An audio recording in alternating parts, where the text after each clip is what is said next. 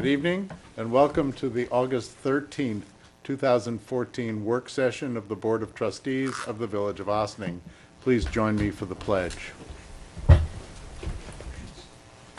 I pledge allegiance to the flag of the United States of America and to the republic for which it stands, one nation, under God, indivisible, with liberty and justice for all.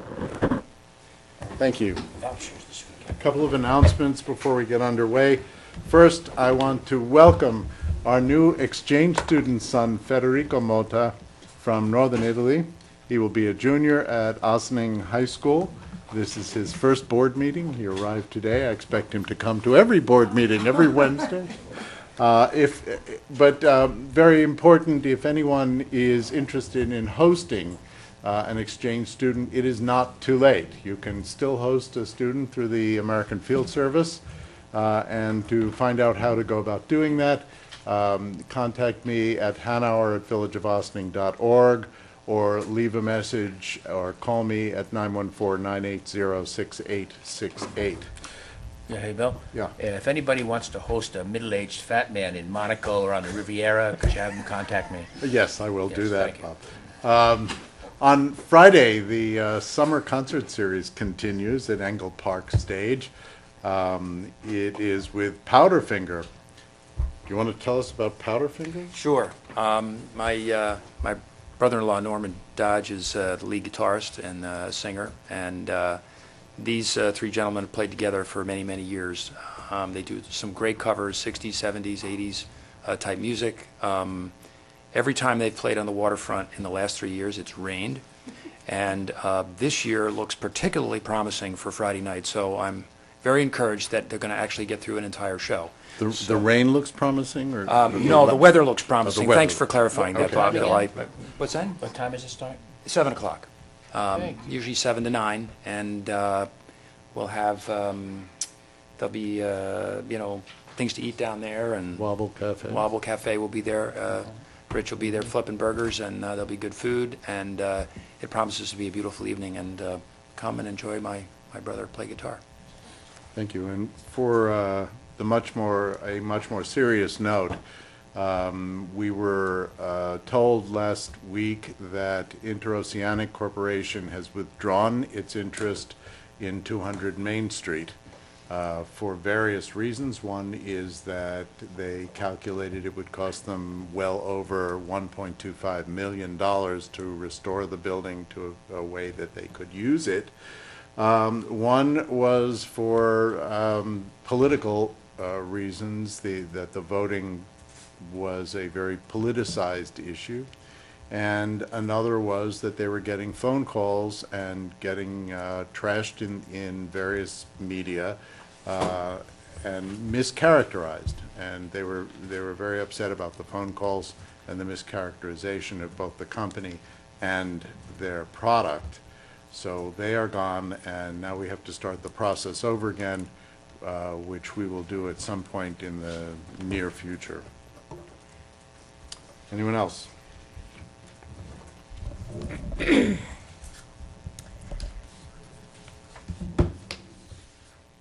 It's to me, yes? Sure. Okay, thank you. No, I'm Oh, sorry. I'm Yeah, No, I didn't know if you were jumping in. Yes, I'll say my usual announcements. I'll remind everybody, if you're a homeowner in Ossining, to go ahead and visit ossining.energizeny.org and learn about how you can, for possibly no money, get an energy efficiency assessment of your property and have it be more comfortable, more affordable, and more valuable. And we are going to, in fact, be celebrating our 500th energized home in the northern Westchester region next week. And the celebration's even taking place here among some of the homeowners who have done that here in Ossining. Ossining was one of the first communities to launch the Energized program a couple of years ago. And very related, tomorrow night, our film in the Ossining Documentary and Discussion Series is called Garbage Warrior. It is the epic story of a radical Earthship eco-architect Michael Reynolds and his fight to build off-the-grid self-sufficient communities. And then we're going to, following the film, as we always do, we have some panelists, and we have some really interesting panelists to help us with our discussion, our question and answer, including Tom Bregman, who is the head of the Energize New York program. This documentary series, as always, is at 6:30 at the Ossining Public Library, and this next film is tomorrow, August 14th. I hope you will join us. Thank you. Anyone else? Richard? Okay, thank you. We have an extensive agenda this evening, a lot of interesting, important items.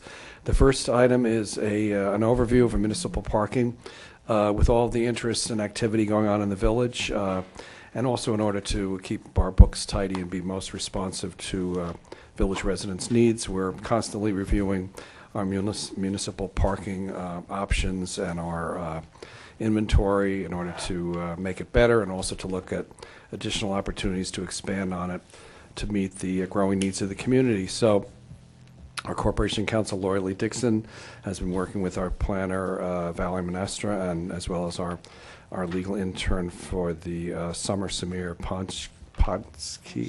Panche.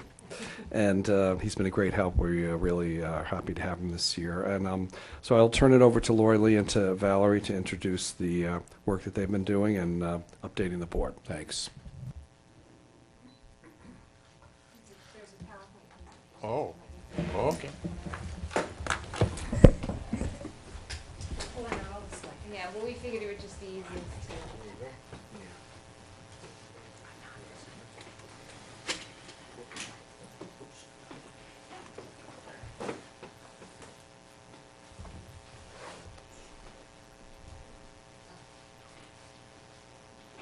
All right, so I'll just begin. First of all, this has been like a collaborative effort between Corporation Counsel Lori Lee Dixon, as well as the legal intern Samir and myself. One of the things that we wanted to emphasize tonight, that this is really a first step in a dialogue that we hope to have over the next few months concerning parking, and a number of different parking issues that we would like to start addressing with the village board.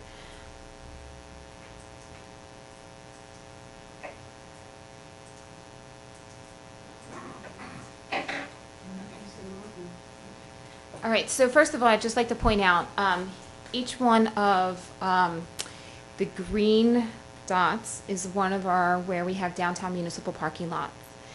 We actually, as you can see, this is where this is 16 Croton Avenue. This is our Market Square. This is the post office lots. This is the Brentwood lot. This is also, this is actually the Bryant lot. This is used to be the We Can Do It lot. And this is the Broadway lot. So as you can see, we have a lot of municipal lots within the downtown district. And a current breakdown of our municipal parking spaces include 75 employee spaces, which are located at the 16 Croton Avenue, the municipal building, at the State Street Firehouse, as well as some recreation vehicles behind the Broadway street lot. And that's illustrated on the next slide. Yes. And so we also have 161 tag spaces, 164 3-hour spaces, and 18 2-hour spaces. All the tag 3-hour spaces and 2-hour spaces are interspersed between the various lots, which we'll demonstrate in the next slide. And for a total of 418 available spaces. These do not include the on-street metered parking spaces. These only include the municipal lot spaces. All right, so this is just, we're just going to briefly talk about this. This just shows every one of our lots, the number of tag spaces, the number of long-term parking, and the number of metered parking in each one of the lots. As you can see, most of the lots are a mixture of between tag and long-term or hourly parking. Samir actually spent a lot of time, or some time this summer, cataloging and double-checking our inventory of the various spaces, because over the years, some of them have shifted just a little bit, slightly, a couple spaces here or there. What's an undisclosed Yeah, it's a handicap space, but it's not designated as hourly or tag at this point. So, we're gonna start focusing on the actual municipal lots. First of all, municipal parking tags are issued each year. Now, as I said before, we have about 161 tag spots. However, 299 day tags have been issued within the last year. Now, one of the things that I wanted this board to keep in mind, that although there's clearly more tags issued than there are spaces, you know, for example, Open Door purchases a lot of municipal parking tags each year, and some of their doctors might only work 1 day a week or 2 days a week. And so what we found, or what by looking at, and the clerk's office helped us with providing us all the different addresses from the municipal tags, what we have found is that a lot of times you might have businesses that pick up a number of tags for their employees, but maybe their employees don't work every single day of the week. We also have 156 night tags that are issued. Most of those night tags, we believe, really deal with residents. One of the things that we also wanted to point out is that as we were doing some of our investigation, we found that we believe that a lot of the tags are being bought also because of the fact that the cost in general is pretty low. Our yearly cost in general is pretty low for the tags. So for a lot of people, a tag is a safeguard if they ever need to use it. You know, for example, we do know that certain people will purchase overnight tags if for some reason they have a boyfriend or girlfriend. And so we find that a lot of times it is a safeguard for the residents and the businesses in the downtown. So our municipal parking lot tag fees, we have $50 per year for night tags and $200 per year for day tags. One of the first things we wanted to take a look at was how do our fees compare with other communities, and Samir's been helping with that, and I'm going to turn it over to him to talk about that for a little bit.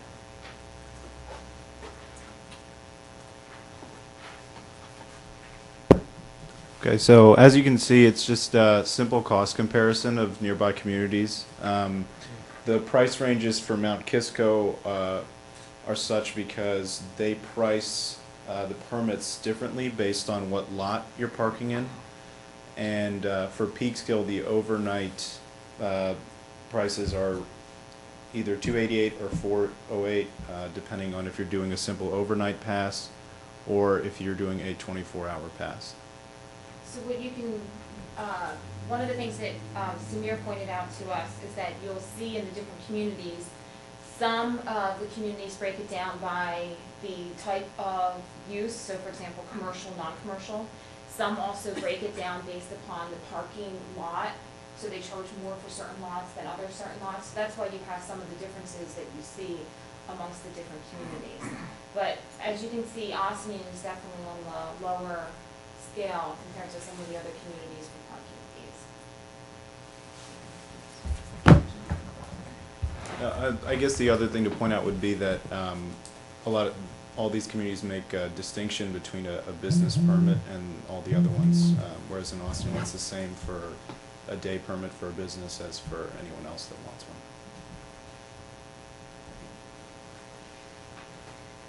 So one of the things that we plan to come back with before budgets are some suggestions to potentially look for this board to consider for the fee schedule, or for changes to the fee schedule. We'd like to continue to review parking fees to address maybe the different needs, and also for consistency with other communities, as we just demonstrated that some of the communities do charge slightly higher fees or different types of fees. We also want to consider looking at the different fee levels or structures depending on the lot or classification of the permit holder. So for example, you know, do we increase the fees, and if so, by how much?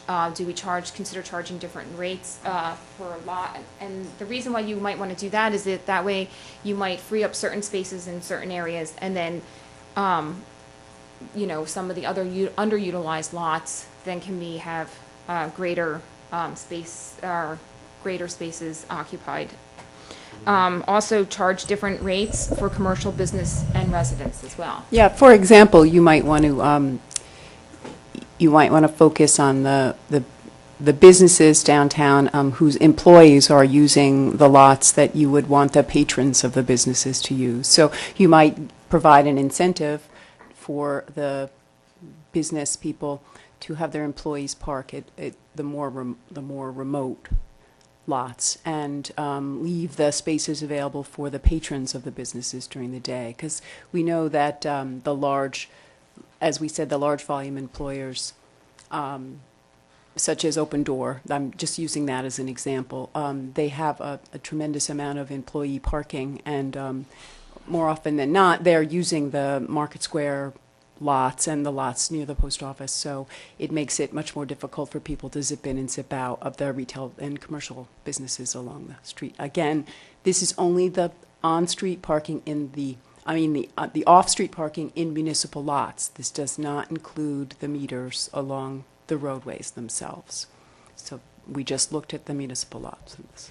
So before we come back with certain budget considerations, we're going to double check the data or the existing conditions that are out there to see if there are certain lots that are underutilized versus other lots, and then also take a look at, businesses versus resident type of charge pricing. We do have a lot of parking in this lot around this building at night, but we don't have any tags for that at all. Right, Right. That's something you're going to look at? Right. So, other short-term and ongoing improvements that we're looking at, I think, if you recall, a few months ago, I came to this board and we talked about creating additional tag opportunities within lots 7 and 8, really focusing on the hourly spots. Right now, our hourly spots run to a certain time, and then at that point onward, you're not supposed to have any overnight parking. So the thought was to create some overnight parking when you're no longer using them as hourly spots. Which are 7 and 8? That is the Broadway lot as well as the Brander Street lot. So Technically, when the hourly space, the timing on the hourly spaces runs out, there are periods of time that those spaces are simply not available for parking. So to leave them vacant seems like a waste. So that's why we are also sought cooperation from the police department, and they're doing inventories for us. So we'll be coming back with some more information.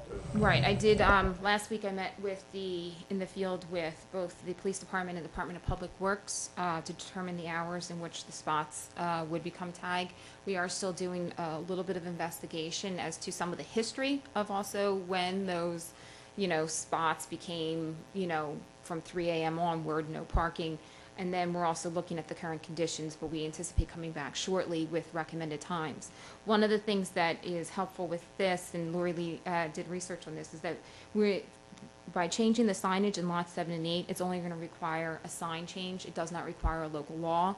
So the process in which to change those and create those additional tags are going to be pretty quick. That's why it's called short-term. Right. We can do that pretty quickly. So as we were looking into lot 7 and 8, as we were investigating this to change the signage for lot 7 and 8, we started looking at our local code overall. And one of the things that we would like to make a recommendation for is that we believe that we should make some proactive amendments to the village's current municipal parking regulations. Some of this would include redesigning and reallocating spots to increase lots in existing lots were appropriate, which this would increase spaces and the types of spaces that really focus on the current needs. Because overall, there has been a shift over the years. Some lots get designated for different types of parking, and maybe we don't need as many one type of parking versus another type. We also want to look at amending the language and provisions to better reflect current conditions. For example, on North Malcolm, there is a lot that we know that clearly has signage, but it's not reflected in our local law. And so some of those types of amendments we want to also take into consideration. This is a lot of the Route 9 end of North Malcolm, that small, These are small. Right. just right off the... 10 spaces? Yeah. 10 spaces. We're always sending Samir out to the field, but he did inventory that this week, and there are 10 spaces there. It is somewhat satellite and remote to the downtown, but because it exists and it's not actually in the code, that you cannot enforce parking there. So we wanted to catch up that kind of thing and also include any current conditions that haven't yet been reflected. For example, the parking on Academy Place, which resulted from the new residential building that was built there, that portion of Academy Place in front of that building has not yet been designated for municipal parking. So we'll catch that up. These small things that have been brought to our attention by residents and the police and et cetera. So we'll be catching all of that up in this particular code revision. We'd also like to provide easy-to-read parking schedules and regulations for the different municipal lots. And one of the thoughts that Lori Lee suggested, which is, going to be a very useful tool, is to actually have a schedule in the local law, as opposed to having right now where it has individual paragraphs and you have to kind of read through Right. the different paragraphs. It would all be there displayed and easy to read and understand. Yeah, each lot could be displayed on a table, and it would make it bulletproof in terms of you'd have to go to one location, as opposed to now you have to look in 3 or 4 different sections. There's a meter section, there's a section on overnight, there's a section on tag, there's a and so we want to make sure that if you're wondering what the parking ordinance is or what it should say, you can go to one page. So we're trying to consolidate it, make it easier to understand and easier to actually comply with, and really that's the key. User-friendly. And then finally, we'd also like to create more consistent signage for the different lots so that businesses, customers, and residents don't have any questions and understand the regulations and the hours on each one of the individual lots. I mean, and one of the things that I also discovered as we were out there with the police and the Department of Public Works is that, we're talking about over the years, it could be 10, 20 years, that sometimes some signage was put up for a condition that was taking place, 10 years ago, and then it hasn't been shifted since then. So that's part of what we're going to look at, is to try to have more consistent signage so that people know when they're going, especially when you're dealing with the downtown lots, that if you're hitting a tag lot or a tag space, you pretty much know what the general hours are going to be for those tag spaces, as opposed to one lot having different hours versus another lot for the same type of space. Yeah, we did also prey upon Samir's good nature and sent him out, and he took actual photographs of every single sign type, and they run the gamut, and some of them are really no longer relevant to the circumstances. I mean, they have really odd times of day, reflecting, I guess, a commercial establishment that used to be in existence that no longer is. So now we can clearly look at the needs of the downtown in a very comprehensive way, and we can produce signs that are reflective of the future, of the present, of the future, not of the past. So the that's what signs with the 17th century Dutch, that's got to go. yes, all of the signs with the hand-drawn letters on it are on their way out. The no horse and buggy parking, yeah. I think one thing, when you're thinking about this, you should also be thinking about how to inform people that unless it is specific that you may park here overnight, you may not park anywhere overnight. I hear this all the time from people who, well, I don't see it on the sign coming into town, so maybe you should. We can have sort of a general sign that applies to all the parking lots. And then we can produce signs that we can use under various circumstances sort of throughout the village. And then finally, also another long-term project is village administration has identified two potential new municipal parking lots. And the administration is working to assess their potential. Both of them are highlighted in the red. So as you can see where their proximity is to other existing lots. So again, we're looking into potentially trying to expand some additional spaces, and then also beyond those two particular lots, which is one is the post office lot right now, and then it's a post office employee parking lot, and the other one is a little piece of village-owned property near the Verizon, which is it's slightly behind where Market Square is currently. So again, we're looking into both of those lots for potential new parking spaces, and then as well as just doing a general, general overview of the area to see if there's any other additional lots or underutilized spaces that we might be able to utilize as additional municipal parking lots. So again, as just to reemphasize, you know, we're here tonight just to sort of give you an update as to what we're doing, where we plan to go, and then you'll start seeing pieces of this overall project coming back to the board as we start moving through the process. Good. Any questions? Okay. Two questions. I know this is focused mostly on the downtown, but since you expanded a little bit going to North Malcolm, I just wanted to ask, at the waterfront, we have a lot of parking for train station parking. Then I know that changes the regulation for the weekends and overnight. And I understand that there's like 3 different organizations that are sort of responsible for that. Yes. But it's not as clear as it might be to Right. people what happens after 6 o'clock in the evening. So Okay. is there an opportunity for us to do more signage so that people know that if they want to park and go to the park or go to one of the restaurants? Sure. Yes. Yes, we are looking at the train station parking as a sort of a satellite component of this process. So Okay. when we look at the code to make the changes, it will be holistically. This presentation tonight was really in response to the request from our zoning board to take a look at the downtown parking availability. So that's what started this, and then when we started seeing that there were these other areas, the riverfront, the railroad station parking, and also this North Malcolm Street lot which is out there. So yes, it will all be caught up in this sort of comprehensive And then approach. I guess the other question is, I know we've been hearing about the post office lot for years as potentially becoming, having a negotiation there. Is there any update on where we are? Well, the last that I had to deal with this was that the department that I was dealing with has disappeared. I actually have an update. If you Oh, good. Yes. Received a memo from Ingrid Richards this afternoon, actually, because we had asked for the most recent information that she had. And she's actually been in touch with the postmaster for the post office, and she's discussed the issues, discussed what the village is looking to do. And he had some questions that he needed to ask in his chain of command. There is language associated with an obligation to provide a certain percentage of parking for the employees. So he's looking into whether there can be shared parking under the circumstances of whatever these regulations are. So until we get a response from him based upon the meeting that, actually this meeting was just on the 12th, which was yesterday.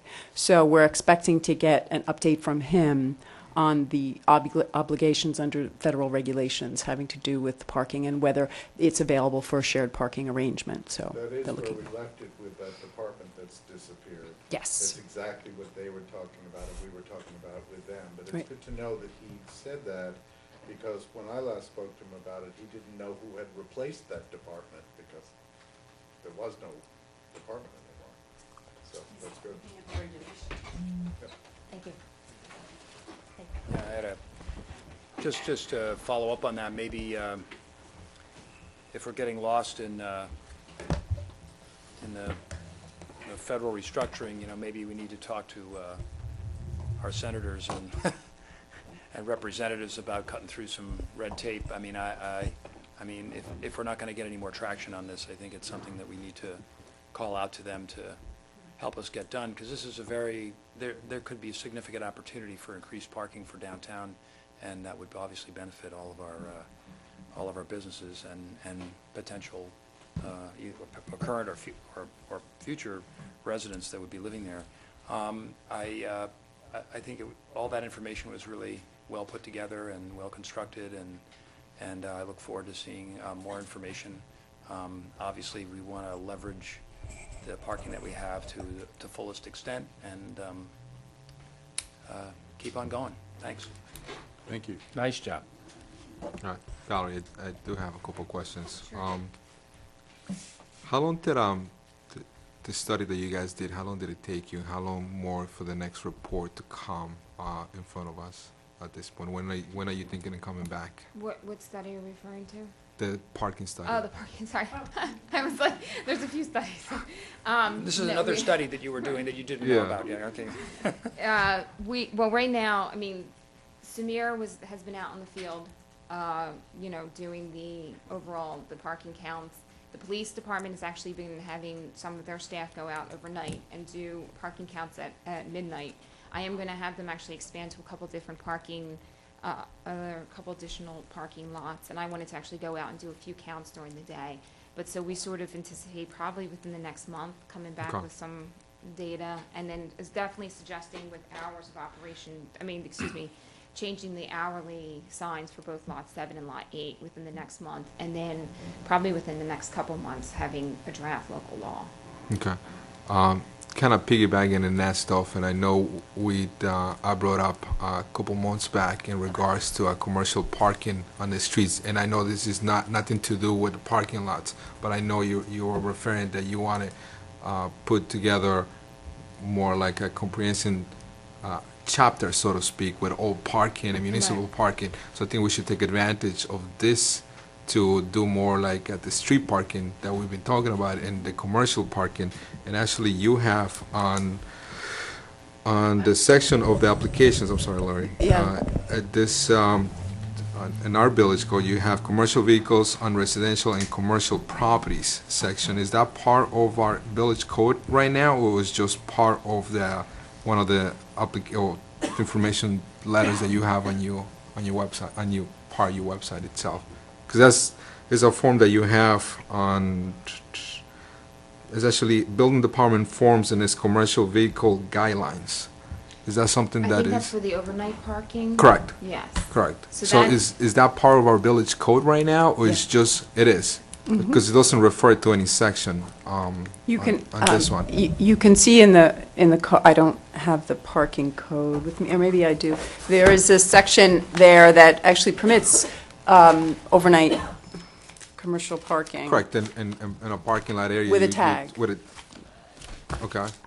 I wasn't aware. I Off-street. know for on-street, you're allowed to have one vehicle per resident, so to speak. If you have a commercial vehicle, you can park it in your driveway, or in your parking spaces. Because lately, I've been seeing a lot more commercial vans park in an area in downtown. Sure, So that's fine. we can take a look at it with this comprehensive look. We certainly can. Like I said, we're going beyond just the downtown lots in this. The local law, I want to take one pass and catch up all the stuff that Correct. people have been bringing to our attention. Yeah, I So mean, it is something that we're going to be Yeah, we looking referred at. that, there was some samples of some similar laws, I guess, in Brewster, that they had some Yep, commercials. So that's all in we this, can- we that's can all go in my back to- packet correct. here. And one of the things the village manager brought up the other day when we were talking about parking was that to also look at, are there some underutilized lots at night that are clearly not in the downtown, but could potentially be used for commercial vehicle parking? Where, because you saw some of the other municipalities have a commercial vehicle parking fee, and they're clearly higher than your residential parking, but, it still allows maybe for some, movement of commercial vehicles from one particular area to somewhere where it's more contained. Yeah. I mean, that's also another option to No, look at as correct. well. Yeah. One part that I wasn't too happy, not really happy, but I was, like I said, we had to look at it. You were talking about, and I saw the fees. Tarrytown, the non-residential is like $1,000.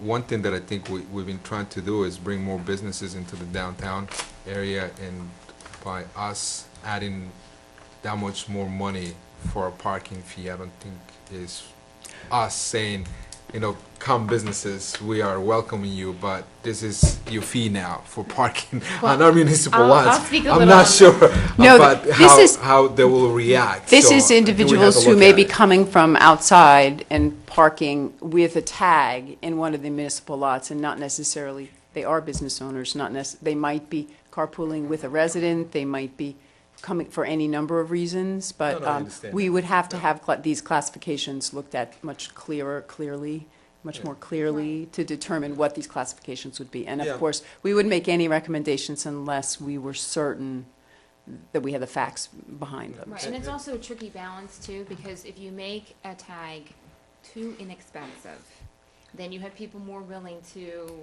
park in, Correct. and to pay for it than if you make it slightly more expensive. No, but for example, you were given the example of Open Door before, Lorraine. And maybe they'd be like, all right, you guys, you want the parking fees. And I'm just saying, we keep the $200 that I believe we saw. but you can only park on this lot. That's what we're Right. looking at. That's That's pretty another much, option. that's, Right. you know, without us raising the parking fee for that particular lot, which I think was, what, 5 or 6, or something like that? But anyway, so that could be the option that we could be Right, so looking there's a number of different Right. options that we're gonna look at, and some of it is also the actual parking, the amount of spaces that are actually occupied during the day. You know, if you're already at 100, let's just say, for example, if you're already at 100%, then clearly you wanna start having a little bit of, you know, maybe you wanna try to knock that down to maybe 90%, you know, Yeah. fill. But you know what, if for some reason you're only at 50%, occupied, well, then you have more maneuverability, and you can probably say, let's move these, you know, these types of employees in these particular lots, and then open these other Correct. lots for, Correct. you know, businesses. Yeah, because a while back, I know our treasurer, Tom, is dealing with the overnight parking tax, so I'm sure, is that any coordination that you guys have to do? or No, that's totally on-street separate? parking waivers. Okay. That's, no, we're not dealing with that. We're really just dealing on the municipal lots and Okay. municipal spaces and catching up the things that have fallen through the cracks. And I did find that section, it's 250-33, it's the tag section. There's a definition of commercial vehicles there, and it talks about how parking tags could be issued to commercial vehicles, and there's a prohibition on certain numbered lots. So that's the reference to commercial vehicles that we're taking a look at and determining whether it makes sense to offer commercial parking in a more remote place overnight, so that will get those vehicles off the streets or out of the overnight parking spaces that are closer down, so. So you said, I'm sorry, what was that? 250-33. 250, Yeah. 33? Okay, thank you. Is this also going to include the parking lots at the train station? Okay, because there's an issue that comes up. If you do not travel to work during the busy commuter times, if you travel off hours, sometimes there's no place for you to park. So you spend $400-something to get a permit to park at the train station. But if you don't leave to go to the city till 10 o'clock, you have to, having already paid $400 for a parking permit, you have to go to the other side and now pay Metro North to park your car too.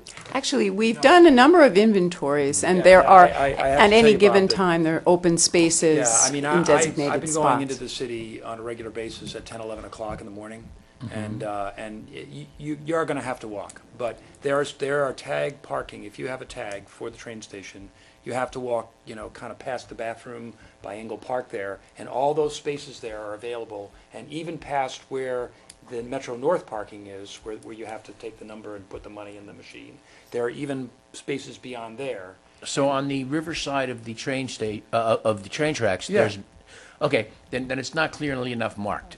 And I know Okay, well, because I know that yeah. because people are complaining, and Yeah. because not seeing them, I often, you know, maybe every couple of weeks, I'm paying twice. No, Well, and there's you also, shouldn't have there to are a do that. lot of spaces, actually, Yeah. on the east side of the tracks, also always available. In That's fact, not we, been my experience.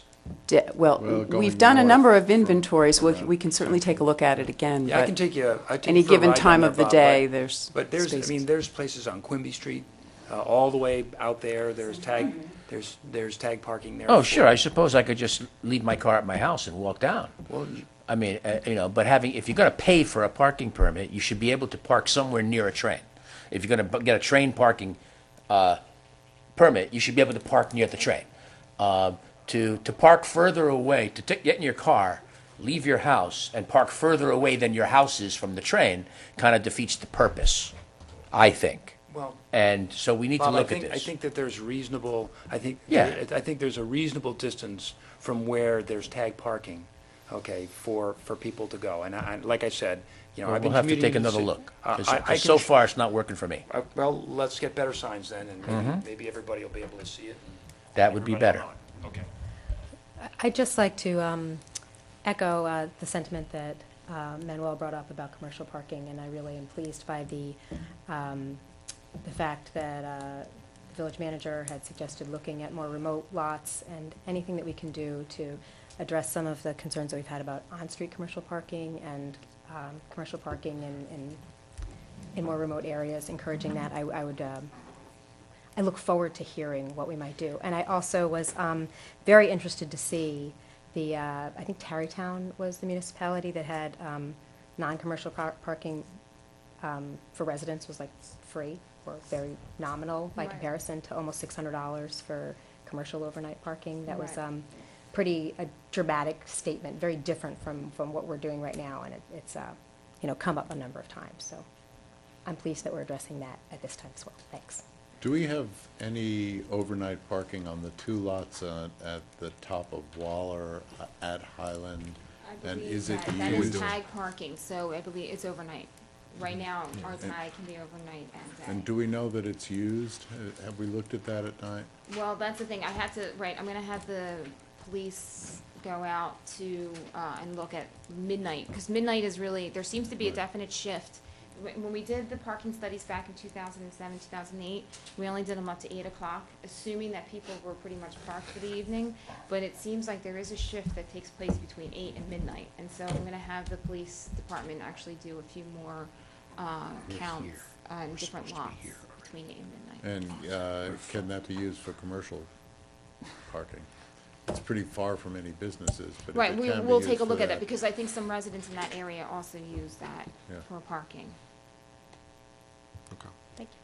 Thank you, Valerie. Thank you very much, everyone who worked on that.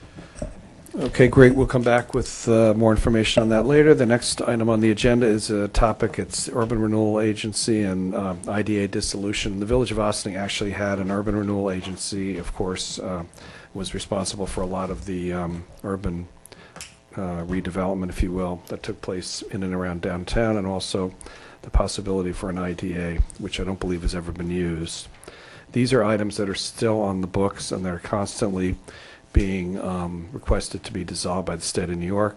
They like to keep their books clean, but there is no cost associated with these. However, we look at them periodically, and the Corporation Council is back, and Valerie as well, to discuss these. So do the introduction. Yeah, I'm just gonna do a quick introduction, and I'll turn it over to Lori Lee. The planning department has been submitting annual reports over the last number of years to keep the Urban Renewal Agency and the Industrial Development Agency for the Village of Ossining on the books. Because our thought was that at some point in time, maybe we would be able to utilize these two agencies. The IDA, as far as we know, has never been used in the Village of Ossining, and it would run very similar to what we already now can get through with the Westchester County Industrial Development Agency. The Urban Renewal Agency was actually active, as you know, in the 70s and 80s to about early 90s, and then since then, it has not necessarily been as active. Actually, currently, right now, the official board members of the Urban Renewal Agency is the Village Board of Trustees. In the past couple years, the state has actually been requiring more documentation and more requirements in order to remain active and up to date.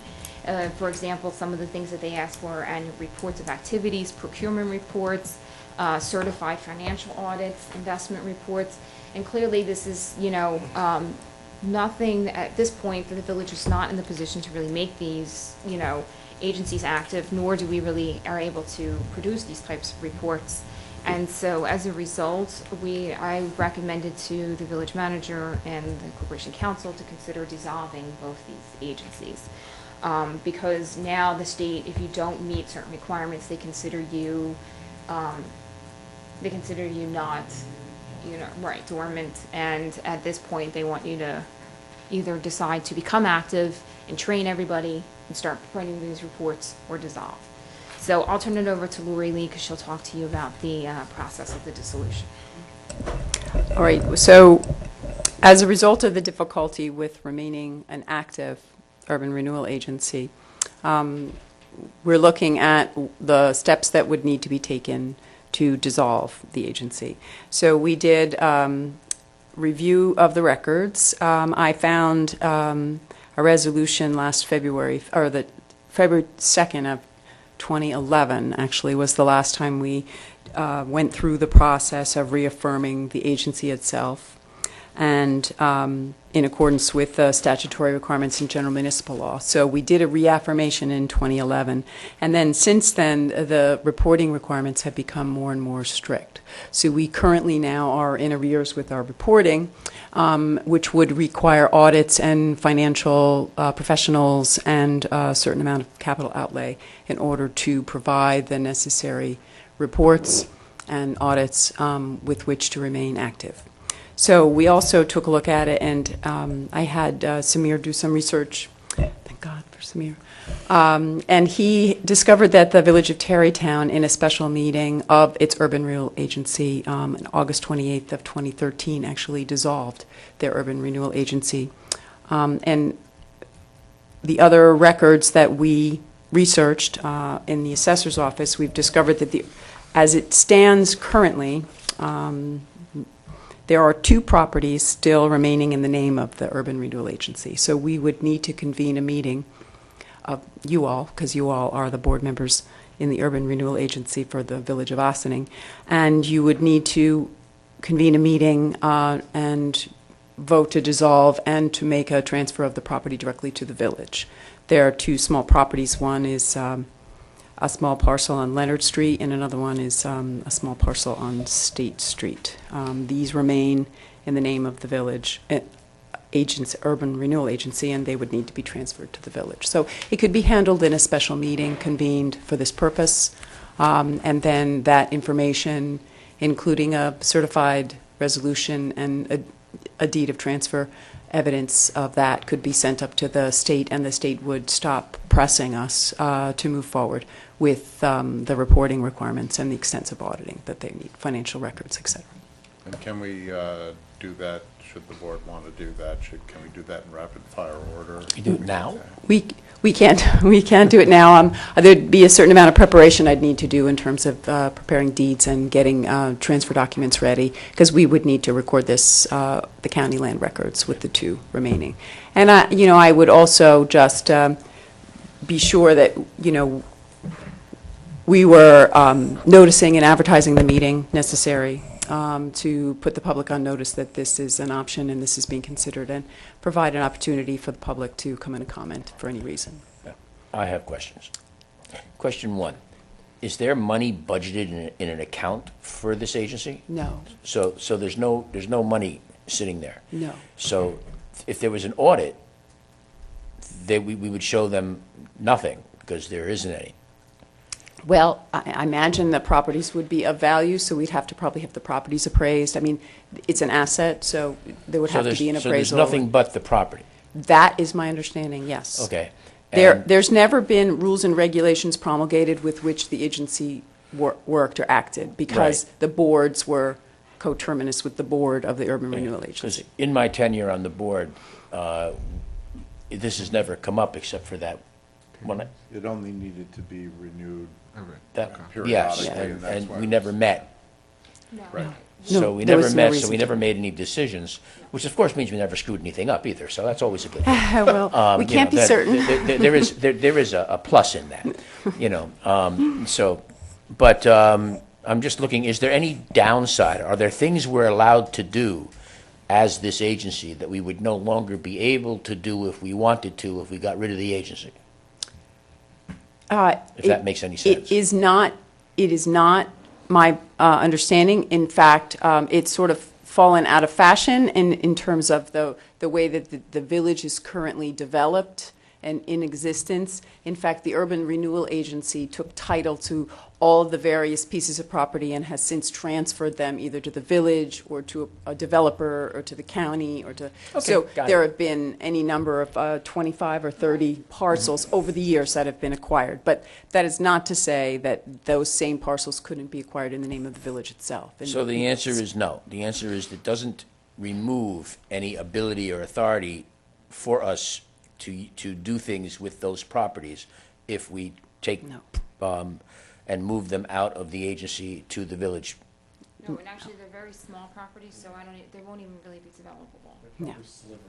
There, yeah. One is the triangle on State Street, right in front of like the Elks Club. Yeah. Well, I might want to buy that and put a One statue is, of Manny there. one is actually 53 by 90, which is not a buildable lot, and one is actually 30 by 65. They're small slivers and triangles of property over the years that are owned. They're So are they big imminent. enough to put I know the one sliver's not. Is the other one big enough to put parking spaces? So it's not even big enough to make parking spaces? No, I mean, No, maybe and have that like a little, one triangle is it's got a steep hill and a tree in the middle of it. Yes.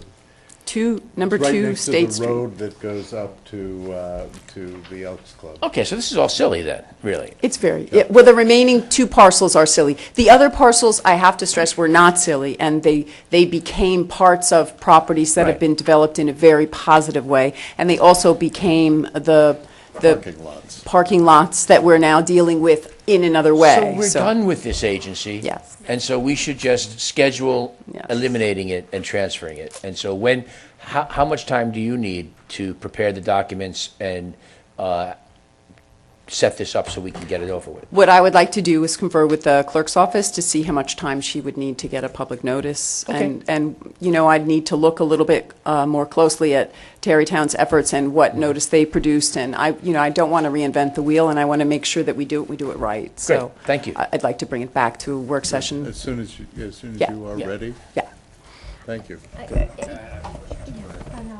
I mean, I would just want to make sure that there's no usefulness to these things at all. You know, I mean, I would hate to dissolve something and then find out later we would have some benefit. You know, the thing that comes to mind is, you know, our whole issue with county government and they're, you know, managing to screw up the federal money we're getting. You know, so I would hate to dissolve something that had had some connection to federal funding that we're entitled to, as opposed to being shut off because the agency that distributed the money didn't know what to do with it, or didn't enforce the requirements of it. So I guess that would be my only concern, is that somehow these things would have a usefulness that we're not aware of. Right, oh, I'm sorry. No, I was just going to say that's the reason that we hung on to them all these years. But the Urban Renewal Agency was really created, I think, to take properties and probably had super condemnation powers and tried to separate it from the Village of Ossining. But in the end, it really wasn't separate from the Village of Ossining. The rights and obligations of the agency ultimately fell to the village anyway. So I think it was really used in the 60s and 70s to get property that maybe you didn't have to declare that there was a municipal purpose back then or a public purpose, but it was to compile properties, basically, as you can see, so that they could be torn down. And, so that's what was used. You would have hoped that they would have Yeah, well, they didn't. developed them. Urban Renewal has Yeah. such an ugly name. Well, it's urban That removal. was the point. Well, of- yeah, of well, all of that. So, I mean, this has come up for many, many years, and, I've always sort of like kept it going for the same idea, the same question. And the other thing, the IDA, of course, any IDAs that we have any, projects that require that kind of pilot program or whatever has actually gone through the county, and so I don't really think there's a downside. It was established by the village, it was never used. The so. only useful thing about that corner property on State and Main is that we could possibly sell it to the Elks Club developer, whoever that may be at any given moment, because it is contiguous to that driveway, which is not really very useful, but it's a piece of property that's right next to it. So I think that's about it. The other one, we'd never, I don't know.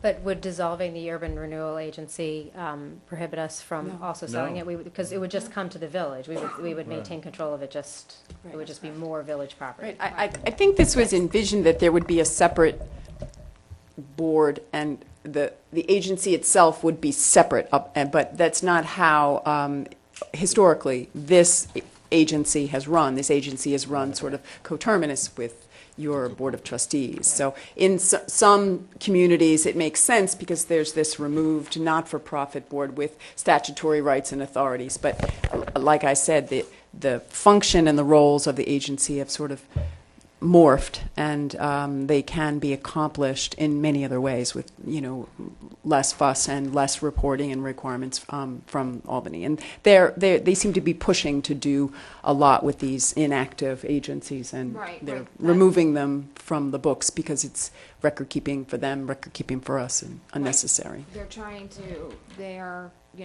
in the past, I could just say, we'd like to keep it on the books. Now they're saying, well, if you want to keep it on the books, your staff needs, your boards need to be trained. They need to go through so many hours of training. You need to have, you actually have to have bylaws and staff, and, they want it to be a real agency, not just, an inactive agency.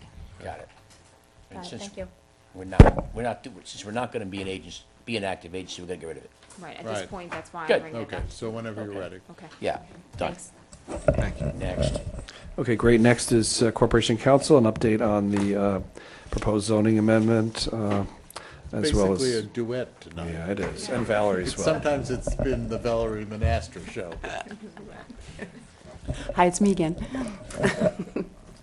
This is interesting. This Valerie brought to my attention, and I think to your attention at an earlier work session, and we're ready to bring it forward in a formal way for a local law. This is an amendment to your zoning bulk tables. If you recall, there are a number of zoning districts, including the Conservation Development District, the Northern Waterfront Sub-District, the Central Waterfront Transit-Oriented Sub-District, the Central Waterfront Hillside Sub-District, the Institutional Redevelopment District, and that's it. That had a requirement on bedroom mix, which included a 10% of total units as 3 bedrooms.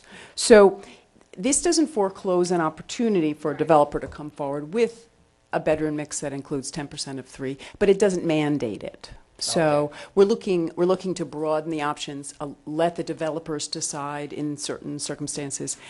Because these deal with the districts, the riverfront, the waterfront districts, it requires a certain amount of referral. A, it's a zoning amendment, so it has to go to the planning board for a report. B, it's also in the local waterfront revitalization area, so it needs to go with a coastal assessment form to your EAC. So that all has to go. So I would like to put it on next week for a resolution, a very comprehensive resolution that establishes yourselves as lead agency and also makes the necessary referrals to the county, And the schools will be very happy. makes the necessary Yes. referrals to the EAC, This- makes the so This it's addresses the school's concern. Correct. About overcrowding, yes? well, it is a proactive way of Right. Good. It is Do a we way need- of- showing Do we our good need- faith. Yeah. Do we need any more on this, or what do we need to do? There's going to be a very large resolution on next week that Right. Mary Ann or Anne Marie will look at me and say, do I have to read all of this? But because it is a zoning amendment, which requires a certain amount of referrals, plus it is an action under SECRA, which requires you to designate yourself, and because we need the county planning referral, the 239M referral. So it's going to be a large one, and then we're going to put the hearing off until September, which gives everyone the amount of time they'll need to get us back the recommendations and reports. Got it. Good, thank you. Okay, an update from the Promenade Park Grant. It's at Harbor Square. Valerie? Okay, so, again, I'm just here tonight just to give you a quick update. I'm sure you all see that there is definitely construction at this point in time taking place at Harbor Square. And so there's actually been a lot of internal communications between my office and Harbor Square dealing with the Park Promenade and the grant, which is a $480,000 grant, and 50%, and so $480,000 is going to be matched by Harbor Square as part of that grant process. So I did have a kickoff meeting with Department of State on July 2nd, and so the next step is for the Village and Harbor Square to work on the design of the Park Promenade. I know you've seen generally, as part of the site plan approval, there was a general design and an agreement between this board and Harbor Square as to what would take place in the Park Promenade, but now we're going to be getting down to the details. So, what types of materials, what types of playground, where is everything going to be located? If there needs to be a minor site plan amendment, we can work on that. But really, and that's dealing with the Park Promenade itself. At this point, I know there were some discussions potentially about sculptures, where will those be located, what types of sculptures. So all that's going to be wrapped up in the next couple of months, starting to deal with the design work.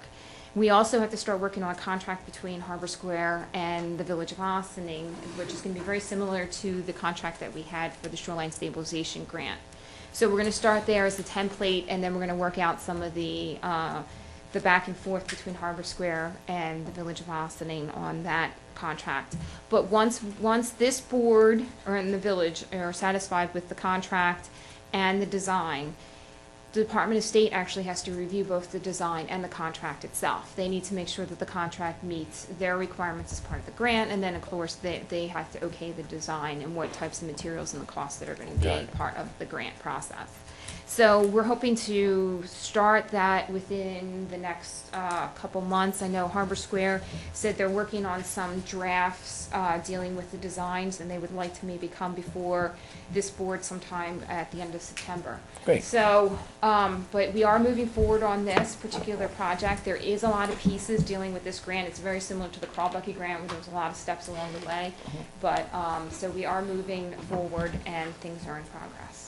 Good. Thank you. I was contacted by Martin Ginsburg. He had a great idea to move the fire department honoring statue away from the waterfront and put it basically in the crook of the ramp. I said no.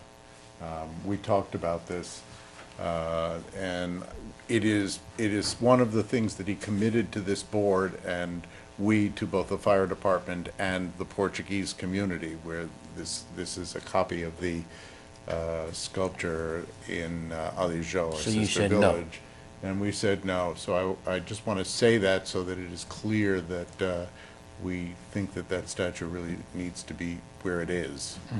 Right, and like I said, I think the best place, we're trying to, Harbor Square has identified a staff person to help me coordinate a lot of this. So, when we deal with the design, we are going to be dealing with finalizing the types of sculptures, where there's going to be located, and how that they will all work on the site as well, and and also the landscaping and all that. So. Excellent. Good. And it Great, includes thank not you. only, but it includes the whole entire park area, some of which we will get as part of the final subdivision, and as well as the river.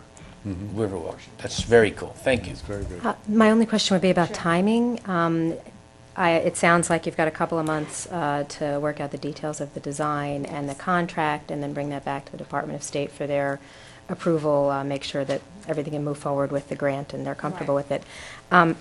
Did we get an extension? Because I seem to recall it was March 2015 that the grant It is disappeared. still, I think it's like March or April 2015. I have been in contact with the state about that as well, and they want to start seeing work on the design. They want to start seeing drawdowns on the grant. And as long as the grant is moving and has progress taking place, that they will give us the extension. Good. So, but they want to actually see progress, so which is part of why we're pushing forward with the design. And it works simultaneously with the timeline that Harbor Square also had, which is they're hoping to start dealing with some of that groundbreaking next spring. So it all, You mean groundbreaking on the Promenade Park? Yeah. Okay. So we expect this to be finished when? well, they're hoping, they actually have the park to be finished sometime next year. Fabulous. Right, probably by the fall next year. Good. Thank you. So, okay. Great. Thank you Right. very much.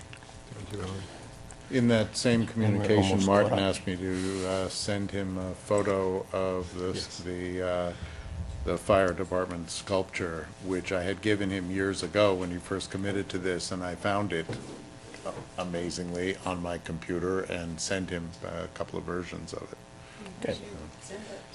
I'd be delighted. Valerie has it, I know. I sent it to you, and I sent it to Richard.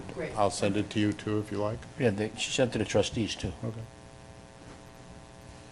Okay, great. The next item is a discussion on possible energy-saving initiatives. Trustee Cobbin brought forth the possibility of discussion and engaging other parties to further the entire energy update and continued audit of our buildings and their energy use. So I'll turn it over. Thank you, Richard. Just sort of back up to provide a little background, on the liaison to the fire department, and so I keep an eye on the budget, on a monthly basis to see, where the money's going and everything else. To date, I don't know if this is an exact figure, but I think we've gone through about 85% of our heating budget. And obviously, we had a very severe winter, and I think across the village we're probably farther ahead than we'd like to be. But for me, that just sent a lot of signals around the fact that the village pays for the energy costs, whether it be gas, oil, or electric, for 7 firehouses. Even the firehouses we don't actually own, the ones we actually lease through two of the fire departments have independent buildings and that they own as nonprofits, and then we have a lease agreement with them to house the fire trucks and everything else. So that was kind of the genesis of the beginning of it. I contacted one of the fellows from Bright Home, as most people know, that I mentioned before, through the Energize Ossining program. I was kind of one of the poster children of it, and I had a very good experience with this individual, Tom Brown, at Bright Home. He came in and did all the work in my house, and he was very thorough. And it was really, as I've said in the past, it's really a very scientific way of looking at a structure. It's very holistic, and it looks at everything, all your energy uses, how the structure is an energy unit. So we went over to the to one of the independent firehouses about a month ago, and we just did a walkthrough, and we gave them some information. We also provided some of our energy costs from Tom Warren provided really a whole dossier of 12 months of energy bills from different sources. So at the end of the day, I just felt like this was a way we could save energy for the fire department, and I felt beyond that we really need to do more comprehensive energy audits of the municipal buildings, of which we have 3. We have the maintenance building out in 9A, we've got this building here, and we've got the court and police facility. So the idea here is to try and find as many ways to save energy as we can. And I contacted Bright Home because I liked the way they did their work and because of the type of work they did. So Tom Brown put me in touch with a fellow named Andrew Fisher, and this is a fellow who's an expert on doing energy audits for commercial and industrial buildings. And he has some experience working with NYPA. For those who don't know, the New York Power Authority sells us our electricity at a significant discount, a lot cheaper than Con Ed. And we had actually done an energy type of audit with NYPA back in 2010, and many of those recommendations, or a number, I guess a selection of them, we decided to go forward with. And but as a follow-up to that, really the audit work that the NYPA group did, or that NYPA funded, was really more focused on electric use around delivery systems for water and sewer and heating. Not really a holistic look at the buildings, not really a holistic look at how we could save from other energy sources like gas and oil. So we had a meeting today with Andrew Fisher. Valerie Monastra was there, and also Lori Lee, and village manager Richard Lyons was there. It was a very good meeting, and I think that there's an opportunity for us to interact with NYPA to try and see if they can help us fund some of these energy audits, either a portion or maybe even all of them. It would also offer an opportunity for us to look back at the work that was done back in 2010, those projects that we completed. So I was very encouraged by all of this. I think it was a good meeting today. I think we're going to have another meeting in a couple of weeks to talk with Andrew again, and prepare to meet with the representative from NYPA to go forward. So that's really the update. I'd like to move forward as quickly as we can on these audits, because I feel like we have another winter coming around the corner, and if there are audits that we could get done, really specifically for the firehouses, really first. I mean, not that we can't do everything, but I think one of the firehouses in particular, I think, has some things that they need to address, and I know they really want to do the audit as soon as possible. Lori Lee, I don't know if you wanted to add anything, or Valerie, if there was anything you wanted to add to what I had to say. We're sort of a work in progress, and I was encouraged by the conversation we had today, so. I think the next step we decided was that the village would compile documentation which could bring up to date the factual section of the 2010 audit. There have been a number of projects, including the 2 NIPA projects that we undertook. So we're going to give more up-to-date and current information, so he has an understanding of what exists today. The audit at the time of 2010 is what existed in 2010, and so we're looking to provide him with 4 more years of data vis-a-vis the actual hardscape. So that's what we're going to do next, and then we're going to talk again and agree on some talking points, and he's going to approach NIPA on the behalf of the village, which Do is we have a time frame? really good. Yeah, we're going to provide that in the next 10 days, and then we're going to reconvene Great. with another meeting. Yeah, I'm hoping that we can set up the meeting with NIPA the last week of August. That's what, Okay. that would be my hope. Brilliant. So we're moving it along as quickly as we can. Well done. And LED lighting, are we moving along on that as well? Yeah, I mean, that's another thing that we were talking about. I know that that Richard has been speaking with Paul about that, so maybe you want Yeah, an update on that. we're going to So- meet, Paul and I are going to meet on Friday with, I think it's Verity Electric that did the audits for, and some of the work down county for some of the communities, so we should have some more information after that meeting. Good, thank you. Yeah, a couple of questions. When we mentioned the municipal buildings, wouldn't we be including the rec department building as well? Yeah, of course. Okay. Yeah, I'm sorry. No, that's fine. I didn't know if there was a reason not to. And was there any clarity, and perhaps we'll get clarity from NIPA on, I'm not sure exactly how our relationship with the independent firehouses. Would we be able to treat them the same way and get funding through NIPA the same way that we would for the firehouses and all the other municipal buildings that we own, or is there some way that we could, help make that happen? Yeah, I mean, I know that was one of the questions that you had concerns about, and I think I forwarded the response to you from Andrew, but just for the purposes of disclosure, because we pay those bills with NIPA, because even though we don't own the buildings, we're paying for the energy bills, it's as if it was one of our buildings. In other words, we're actually, because we're paying those energy bills for them, and it's an actual structure that we're paying, that he didn't seem to feel there was any distinction. So NIPA would be comfortable Yeah, treating it the same well, way? we have to ask them, but Okay. it was his interpretation that there wouldn't be, because we're paying their Con Ed bill, their gas bill, their electric bill, or not the Con Ed gas, but in some cases we're doing heating oil and also electricity, that because we're the payer of those bills, that we would be able to get in underneath it, so. And I think also, keeping in mind that Andrew, that we spoke with today, works for Bright Home, and he has an existing relationship with the NIPA folks. So what we're trying to do is get his talking points, and that is going to be one of the talking points, so we can get clarity from NIPA directly through this existing relationship he has. So Right. we have put it on the list, and it's going to be included in the talking Are points. we still in negotiations with Independent Hose for the next lease, and is that going to be affected by this? Okay. actually expired in March. Yeah, I know. With the other NIPA projects that we did in recent years, did we fund it through NIPA directly, or did we go out to bond for that?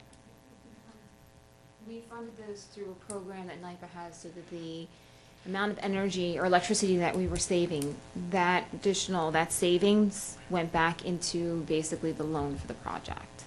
And I think, Tom, do you have additional, you want to just, because Tom was dealt with all the financing on this. Yes, the Power Authority financed these improvements at the boiler at the Operations Center, as well as the low-lift pump station at Indian Brook. Those were financed through installment loans, which are being repaid on our monthly Power Authority invoice. And presumably, there's a cost savings that offsets the actual cost. That was part of the reason why those 2 projects were selected, was because of the payback. And the interest rate is 0.86% interest, less than 1%. And how does that compare to going out to the general bond market? It's Actually, I'd say it's probably a little bit less. Initially, the interest rate was stated at 4%, and I was a little bit concerned about that because I knew that we could bond that for a lot less, but at the end of the day, it was market rate interest, and it's adjusted annually, and this year the rate is 0.86%, so I'm very happy with that rate. It's my understanding with, when we do it with residential, which Bob and Lori Lee and John are perhaps most familiar, because they've done the Energize program, but you pay it out, like you were saying, you pay it with your savings, but they also, there's a payback period for the upgrades, and they divide up the investment that you've made in the upgrade. If it's a 10-year payback, they'll divide it by the 10 years. Is that how it works? So Both that of these projects are being paid back over 10 years. That's all that they would authorize. I think the boiler had a 14-year payback, and the low lift pump station, I think, had a 8-year. It may have been like an 8-year payback period. So it doesn't necessarily correspond to the payback period of the investment? That's correct. And at the time that we were actually signing the closing papers, I did ask them if they would update the analysis of the cost savings, but they said that that wasn't part of the program, that they did the calculations up front. Okay. And they stood by the numbers. Well, I might add that the good reason to bring in Bright Home is because they'll look at that too.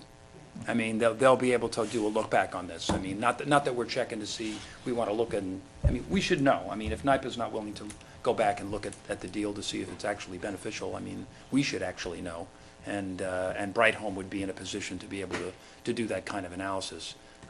That's one of the things they said they would do if they did an energy audit of the operations center, is they'll go and look at the boiler. They'll have an independent look at, how it works. Is it efficient? Is it, are we leveraging every gallon of oil that we're burning in there? I mean, all those kinds of things. So that's why I'm excited about the comprehensive nature of the way they do the audits. It's not looking at a single, just a burner. It's looking at the whole building, and are you fully leveraging, the whole thing. So It's a good deal. And actually, when we were closing the books last year, we had concerns about over-budgeted accounts, and the energy costs was one of them. And that was a question as to whether or not the boiler really was saving the village money, because from a budget perspective, there was no savings. But the DPW office actually went and verified all the invoice purchases for heating oil, and they did confirm that the number of gallons was substantially less. And I think it was within the target that was established, but just the fact that the cost of heating oil had gone up, that was offset the number of gallon savings. We had a really cold winter, too. I mean, that was Yes. the other part of it, was that, this past winter just seemed to go on forever. And that's why all of our heating budgets are in a tough spot right now. And a lot of the savings were offset by the increase in the price. How much more we might have had to pay. So I just want to clarify. So what you're saying is, if I'm understanding this correctly, because we pay for the upgrades with the savings, the energy savings, it becomes a cost-neutral investment. That's the intention. So then as we go into this budget season, we're not talking about adding a lot of money into the budget. We're just talking about spending our money smarter and having better functioning, more efficient properties. Well, that's for those two programs, that's correct. The two programs that we have already done. But that is the intention of moving, that's what we're looking to do going forward, correct? Well, I mean, listen, we have to gather all the information. I mean, I would like to believe that we could get these audits paid for by NYPA. I mean, we have to negotiate with them and get that all figured out. I mean, I happen to believe that if NYPA, only pays for half of it, I think it's money well spent. I think, the cost of energy is only going up, and when I look at just my own personal experience, I would find it hard to believe that we couldn't, I think it would be silly not to make the investment, that's all, to make this happen. I mean, we're going to get a proposal to NYPA, we're going to see what they say. It's possible NYPA could decide they don't want anything to do with it. But at the end of the day, I would be very surprised. I would be shocked. I mean, they're a public state agency, and they have a mandate to help us out, so. Thanks, John. It's like the MTA and various other public state agencies with mandates. But I think you're right on this one. I think they have helped us before enthusiastically, and they will. Andrew Fisher was very encouraged. He felt there was some opportunity there, so. What's next? Thank you, Valerie. Thank you. Thank you, Valerie. All right, Grant, thanks. The next item is a proposed budget modification from Tom. This is, the village recently auctioned several vehicles that were quite old and not in usable condition, and they realized some proceeds from it, so Tom has a discussion with respect to the use of those monies. Tom?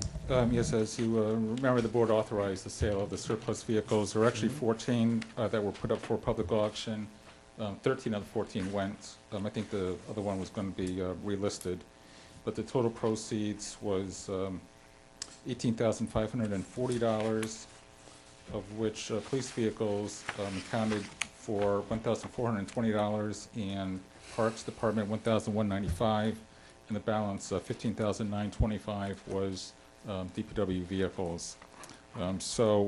Given the extraordinary cost of last winter's snow removal expenses and the toll that it took on some of the vehicles, the village engineers actually submitted 2 purchase orders to repair the 1978 Mack truck, as well as a Ford Model F-550. I think these vehicles are used for plowing on State Route 9, for which the village does receive state aid for that cost of the plowing, but he's trying to get them ready for the next snow season.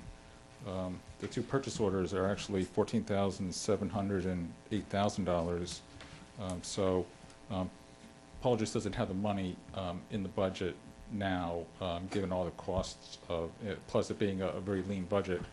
So he's asking if these monies can be appropriated in the central garage budget, as well as in the street maintenance budget, to allow for money towards the repair of the 2 vehicles, as well as money set aside for the Police and Parks Department parts within the central garage budget. I don't see any reason not. Right, that's good. We need to fix those pieces of equipment Yep. for potential bad winter again. Yeah, I have no objection. Yeah, this is good. Okay.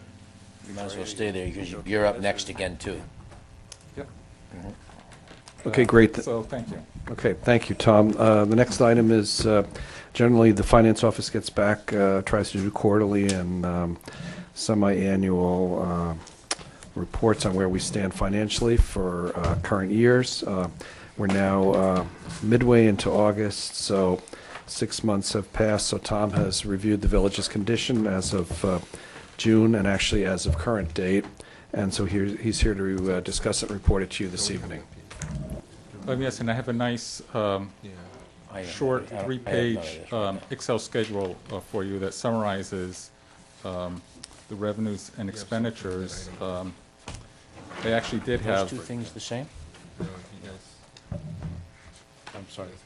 I had actually, on Monday, I had sent out a detailed summary, line by line, by department, That's what I'm. KVS report, and, you know, it's nice for purposes of seeing whether or not you're within the budget, but it doesn't really help me as a manager to evaluate where the village stands financially. So I've been spending this week doing some detailed analysis of looking at 2012 and 2013 expenditures for the same 7-month period, plus year-to-date for those years, and you know, looking at ratios and doing comparisons, doing trending and analysis. I've even done some algorithms, I think, Lori Lee. Yes. In order to try to look at where we are in 2014 for the 7-month period of time, which in many cases with the expenditures is only 6 months expenses, since it takes time for the vouchers to be processed for payment. And then I was projecting them through 2014, and that's what this 3-page summary sheet is, which on Richard's recommendation, I'm actually sparing you from seeing the 9-page printout that actually had those 2 prior years in it. So I summarized it here, and I actually categorized it by the type of summary revenues on the first page that we're accustomed to seeing in the auditor's report. And I've got the 2014 adopted budget, and I've got some suggested budget modifications, which I'll go through as we go down the page. And then I've got the actual year-to-date revenues, and then what I've projected, and I've got some crib notes on the side as to some of my rationale. Like, for instance, real property taxes. You know, every year I talk to you about the fact that we have to wait until 60 days into the new fiscal year to look at our collections. Last year, we actually had a reduction in recognized real property tax revenues of about $150,000 because of unpaid taxes. So for purposes of this analysis, I just assumed that there was going to be no change, but I'm actually hoping that we're going to recoup some of those prior year revenues because, you know, it always happens, you know, you have ups and downs, but at the end of the day, after, you know, a certain number of years, it all averages out. The other real property tax items are primarily interest and penalties on property taxes as well as pilot payments. I just carried forward the budgeted amount because that really doesn't change much year to year. The non-property tax items is sales tax, which we've been seeing after receiving our first 2 quarterly installments. We're seeing a 4% increase over last year's revenues, so I increased that by 4% over what we had received in 2013, which accounts for the $236,000 positive variance there. This account also includes franchise fees and utilities gross receipts tax revenues. Departmental revenues are those type of revenues like recreation, planning department, DPW, police department fees, and such like that. We've been seeing a 2% on average increase in revenues, although many of those revenues are actually recreation revenues. The actual, you know, fees are often flat, you know, year to year.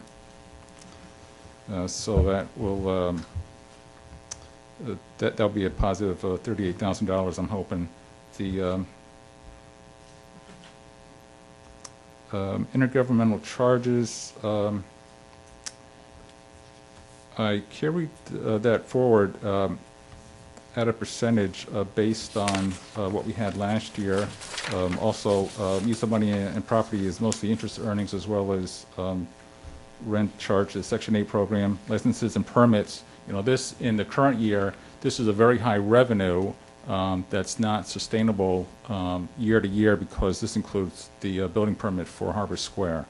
So this is actually going to be, you know, a very positive, large revenue variance for the year, over $200,000, which, you know, as I indicated, is not really, you know, to be counted on going forward in 2015. Fines and forfeitures, we've kind of talked about that from time to time. Revenues are down. You know, we keep lowering our revenue estimates. You know, and because we're able to recoup some of the prior year fines through the audit that we had done, I'm looking at about a $43,000 revenue shortfall in this line. Did we receive back the monies that we were due based on the audits? We have not received them back. The actual fines items have been reported through the Justice Court Fund up in Albany, Right. and it's up to them to process them, and they'll throw them on the monthly report that they send out each month detailing the allocation between the town and the village fines. So, you know, they have the information. They've had it since, I think, May, and we just need to wait for them to actually process them.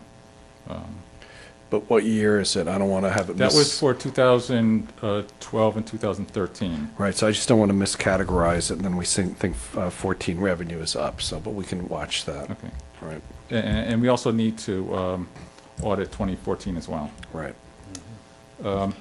This other line, the next line is called Other Miscellaneous.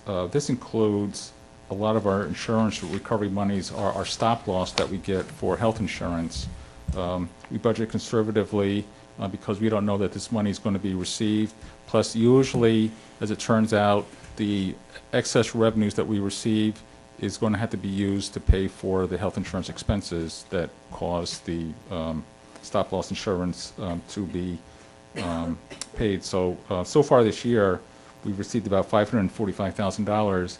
A lot of that pertained to expenses that we accrued at the end of 2013.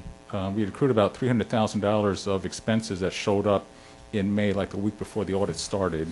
And we didn't know how much of that was going to be paid back to us, so we actually had to wait till May arrived, and it was recorded in a 2014 revenue, and it was our hope that we could use that to help replenish some of the fund balance that had decreased in 2013. But because, as we'll discuss later, the health insurance expenditures are very large, and much of this money does pertain to 2014 expenses. I am indicating $400,000 that will need to be appropriated to pay for the expenditures. And I also wanted to mark that here because, you know, even though the amount is so much larger than the $90,000 estimated in the budget, by showing this potential budget modification, the net difference right now shows it as $160,000 excess revenue for the 2014 year. Going down the page, we have the interfund revenues, which is fairly predictable year to year. State aid is mostly the AIM aid, which used to be the per capita aid, which they tell us what it's going to be, so usually that's what it ends up being. It's also the mortgage tax revenues, which this year so far, the one of the two payments that we received is still back at the level that we had received for 2010 through 2012. We had an increase in 2013 in our mortgage tax revenues, which did not carry over into the new year. But I'm still hoping that that second payment is going to be a little bit more so that we will at least meet our revenue goals for the year.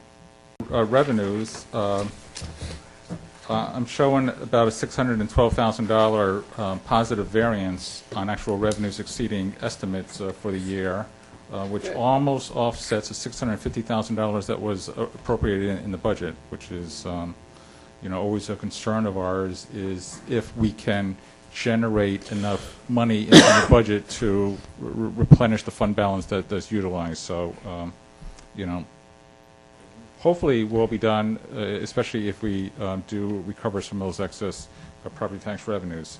The bottom of the page is the appropriations by function, which I don't have any projections because it's easier to analyze expenditures by type of expenditure. So I'm going to skip to page 2. And here is where I have the various types of expenditures. So we have salaries, we have equipment and capital outlay. We have contractual expenses, which I've broken apart down on page 3. Also employee benefits, I detail on page 3 as well. Debt service doesn't really change in terms of what we estimate in the budget. That's usually what we end up paying. And the interfund transfers, you know, that's one where, you know, usually it's the contribution to the Section 8 program and any monies that's allocated to be transferred to the capital fund. Like last year, we had allocated the money for the Lower Main and Secor capital project. We had also, in this budget line, set aside monies and transferred to our workers' comp insurance reserve fund, as recommended by the actuary. You know, for this year, you know, I threw in as a marker $250,000. We won't know until what that number might be until the actuary does do the report in January. But going up the page, you know, for personal services, you know, that's usually, you know, at least for full-time salaries, you know, that's usually pretty much indicative of what the actual expenditure is going to be. You know, I did add in an extra $50,000 for snow removal expenditures because we have exhausted the overtime budget for snow removal. And going down the page, the detail of the employee benefits, the retirement system for both the employees and the police and fire, that's usually very predictable because the state gives us what the rate is going to be and we apply that against the amount of the salaries paid. Social Security is also very predictable. The two employee benefit expenses that we always had trouble with because we're self-insured is the workers' compensation as well as the health, dental, medical insurance. We've been advised that there's going to be some substantial indemnity payments for workers' comp, so I'm estimating an extra $185,000 in expenditures here. I've also been looking at the year-to-date expenditures trending compared to 7 months for the past 2 years, and also it looks like it's another one of those high years for health insurance expenses. I'm estimating that based on the expenses that we've incurred year to date, that might be overexpended by $85,000. And on the last page, the contractual expenses, this is where I break apart those energy costs because those are easier to estimate on an aggregate basis. And what I basically did was I took the expenditures that we actually had in 2013 and I added either 5% or 2% based on how the expenses look like that they've been increasing. Unfortunately, the electricity, the heat, and the gasoline and diesel fuel lines in the 2014 budget aren't going to be sufficient. It's a total of about 170, or I'm sorry, I have to net them. It's more than $150,000 though, or about $140,000. The tax certiorari claims, we've had about $75,000 last year. Last year, we had planned to issue the bond, but at the end of the year, we opted not to since the expenses was only about $75,000. This year, we've paid about $67,000. Plus, there's another $19,000 that has to be offset against real property tax revenues because they're a current year portion of the tax certiorari claims. So far we have about $86,000.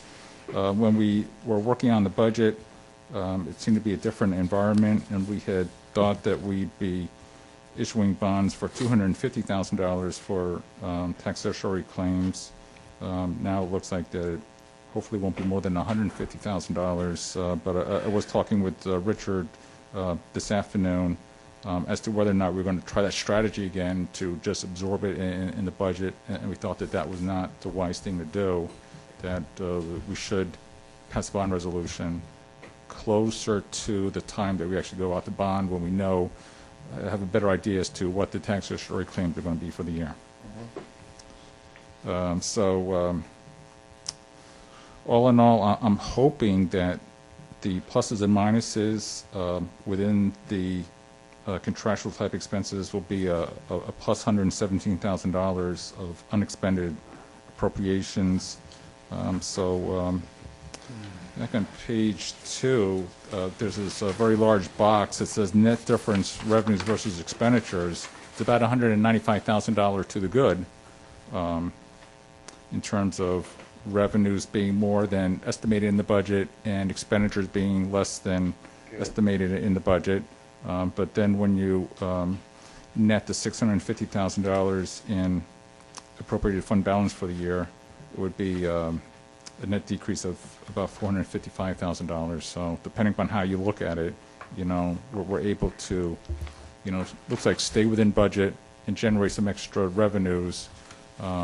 But it's questionable whether or not we'll be able to recoup the money that was appropriated in the 2014 budget.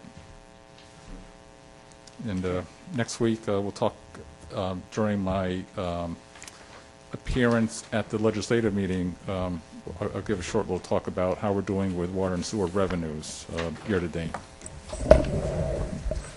Thank you. Thank you. So in addition to an excellent job by the Finance Department, I think a budget that comes within 2/3 of a point of being balanced or in balance at mid-year to year end is about as tight as you can possibly go. Pretty tight. So. Nice job, everybody. Now we got landlord registration.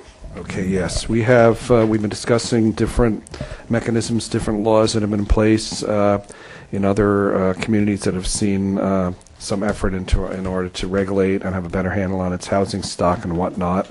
And one of the ones you've been talking about for a while is the landlord registration. Lori Lee can update you in terms of where we stand on that. And then I also want to collaborate with her and report on a meeting that we had internally between Lori Lee, the building department, and myself.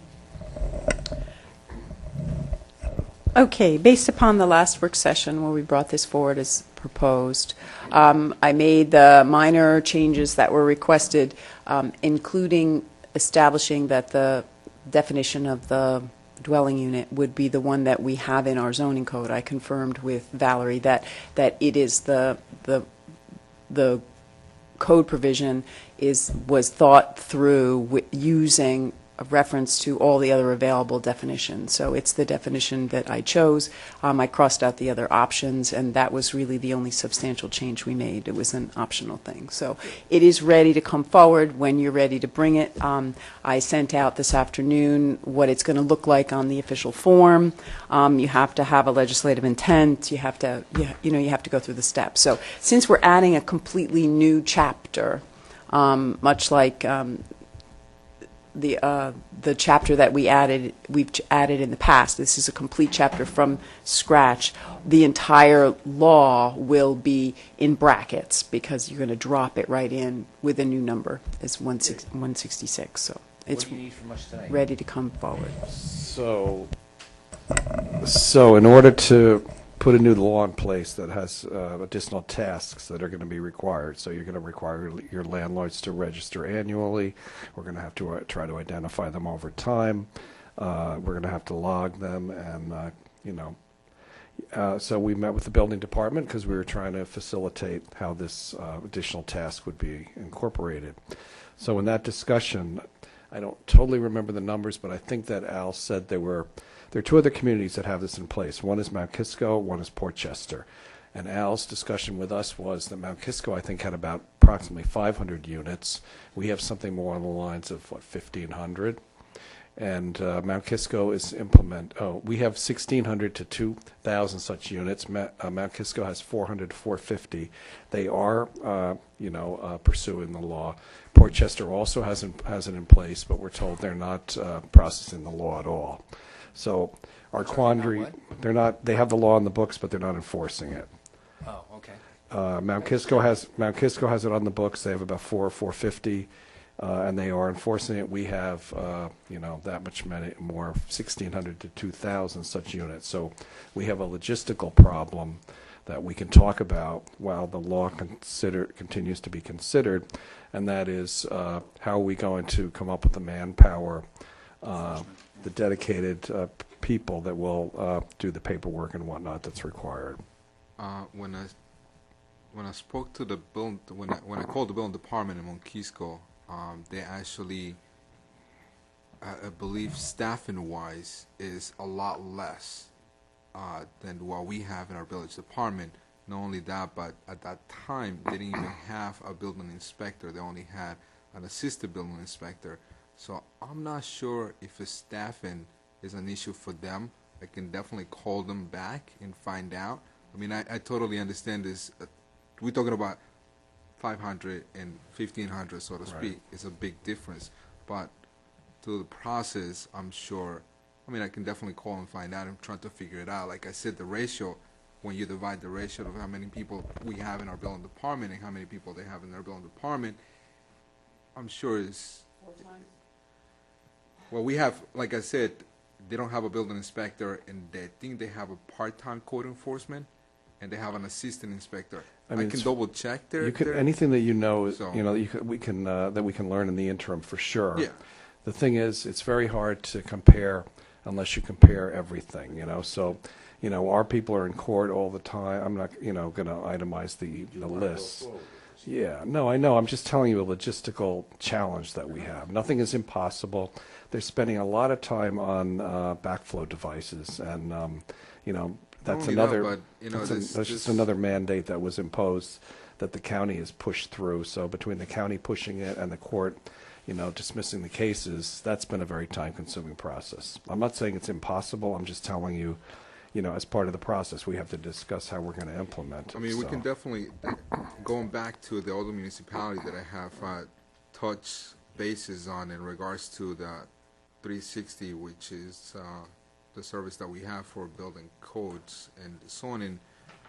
There's a bunch of additional tools that we have that would probably could be utilized and a lot more, and it could be a lot easier for them to put all this data into this. So when I contact them as well, they were willing to come and show us the additional tools and how they can serve us better. So that's something that we can definitely look into. I mean, we have spent almost 6 months going over this law, and that to me, if we don't go forward, it's like we just wasted 6 months. Oh, no, I'm not saying don't go forward. I'm No, telling. I don't think that's So, what I mean. but the problem is that I see here right now is like the building department is saying we don't have the people, we won't be able to implement this law regardless of what happens. They're going to do whatever they're it going is. to try to bring another. They're going to do whatever it is that they're deemed necessary to do. I'm just telling you, logistically, it's probably not realistic to think that they can chase down 1,600 or 2,000 units with the existing manpower as it currently exists. I think that's When true. you roll something out like this, it's like anything, there's going to be a ramp-up Right. period, and it's going to take a while for them to get all these properties registered and to get all that stuff done. The front-end work is that's the hardest part. I totally understand that. We do have, my understanding is we have 2 building assistant inspectors, we have a building inspector, and we have 2 code enforcements. It's a full-time. Besides that, how many secretaries do we have in our office? We have, I think, 2 or 1 full-time? How many have personnel do we 2. have in the building department right now? They probably have 2 full-time and 2 Okay. half-time. So we have a total of 8 people. Okay? I'm sorry. Task look, for administration, I- not for our professional staff. So. I understand that. And again, I'm going back to what Monkisco has, okay, and the staffing part. If they can do with 1 person 500, what can we do with 2 people 1,500?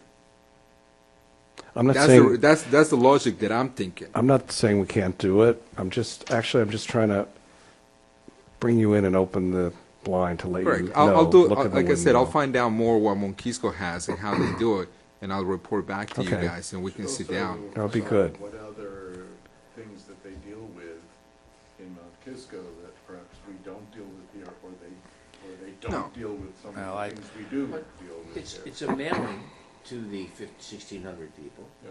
telling them, here's the form. If you don't want to fill this form out here, here's where you link to fill it out online. And then you see what kind of response you get, and that'll tell you how much follow-up you need to do. We're not going to know until we do that. Oh, no, I know. And the thing A is, physical document, because it's a sworn statement. Okay, so, I just want to tell you, it's really my quandary. They're going to do it. It's going to happen. You've been working on it. We want it. And it is going to be rolled out over time. You're not going to get 2,000 online, just the same that they did with the fire alarm and fire alarm system. You bring them on slowly, yes. I'm just telling you, A, they're indicating that they could have some problems in terms of addressing it. B, we don't have the money to hire anybody else. So, C, we're going to do it anyway. But I just want you to know that, it's not just something that you just we're can. going to get some pushback on Right. this, we get it. So the other thing is, I think we want to, I wrote in the note, you probably want to put the public hearing over until September, I would think, so that everybody's back from vacation. Yes. Okay. All right. What do we got next? I just wanted to, if we haven't discussed before, what is the appropriate fee? It just makes reference to an appropriate fee. Did we discuss what sort of range we're talking about? How onerous is it for our property owners? I think Manny said $70. I think it's going to be a little more nominal than that, right? Probably 75. Is it $25? Okay, Yes. I The just Monkisco read fee, an yeah. appropriate fee, and Yeah. I'm like scanning out the document you sent earlier. Okay. Yeah, Monkisco had like a $25, so. And it's $25 a year, right? Correct. Yeah. Yeah, that's fine. plus your notary fee. As a landlord, I think I can Good deal for with you. that. All right, great. So we'll continue to move forward. The next item is one that was, we know we had a water main break situation. Communication was had on many levels.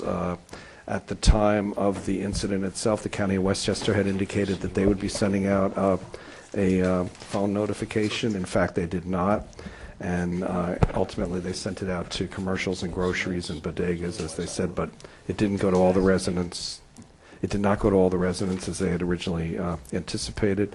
So we have some area of improvement for communication. Trustee Garrity had brought it up, and we want to speak about it further and see what we can come up with. Yeah, great. And as the village manager pointed out, when we had the water main break, it was over a period of about 3 days. And just in that first 24 hours, there was a lot of effort made to try and communicate with the public.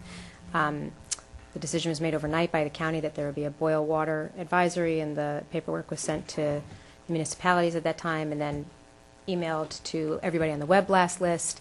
And then some of us put it on Facebook. And there was a nixle that was sent out fairly early in the morning. So there were a lot of efforts made to try and reach out to people. And then there was also communication with the school district.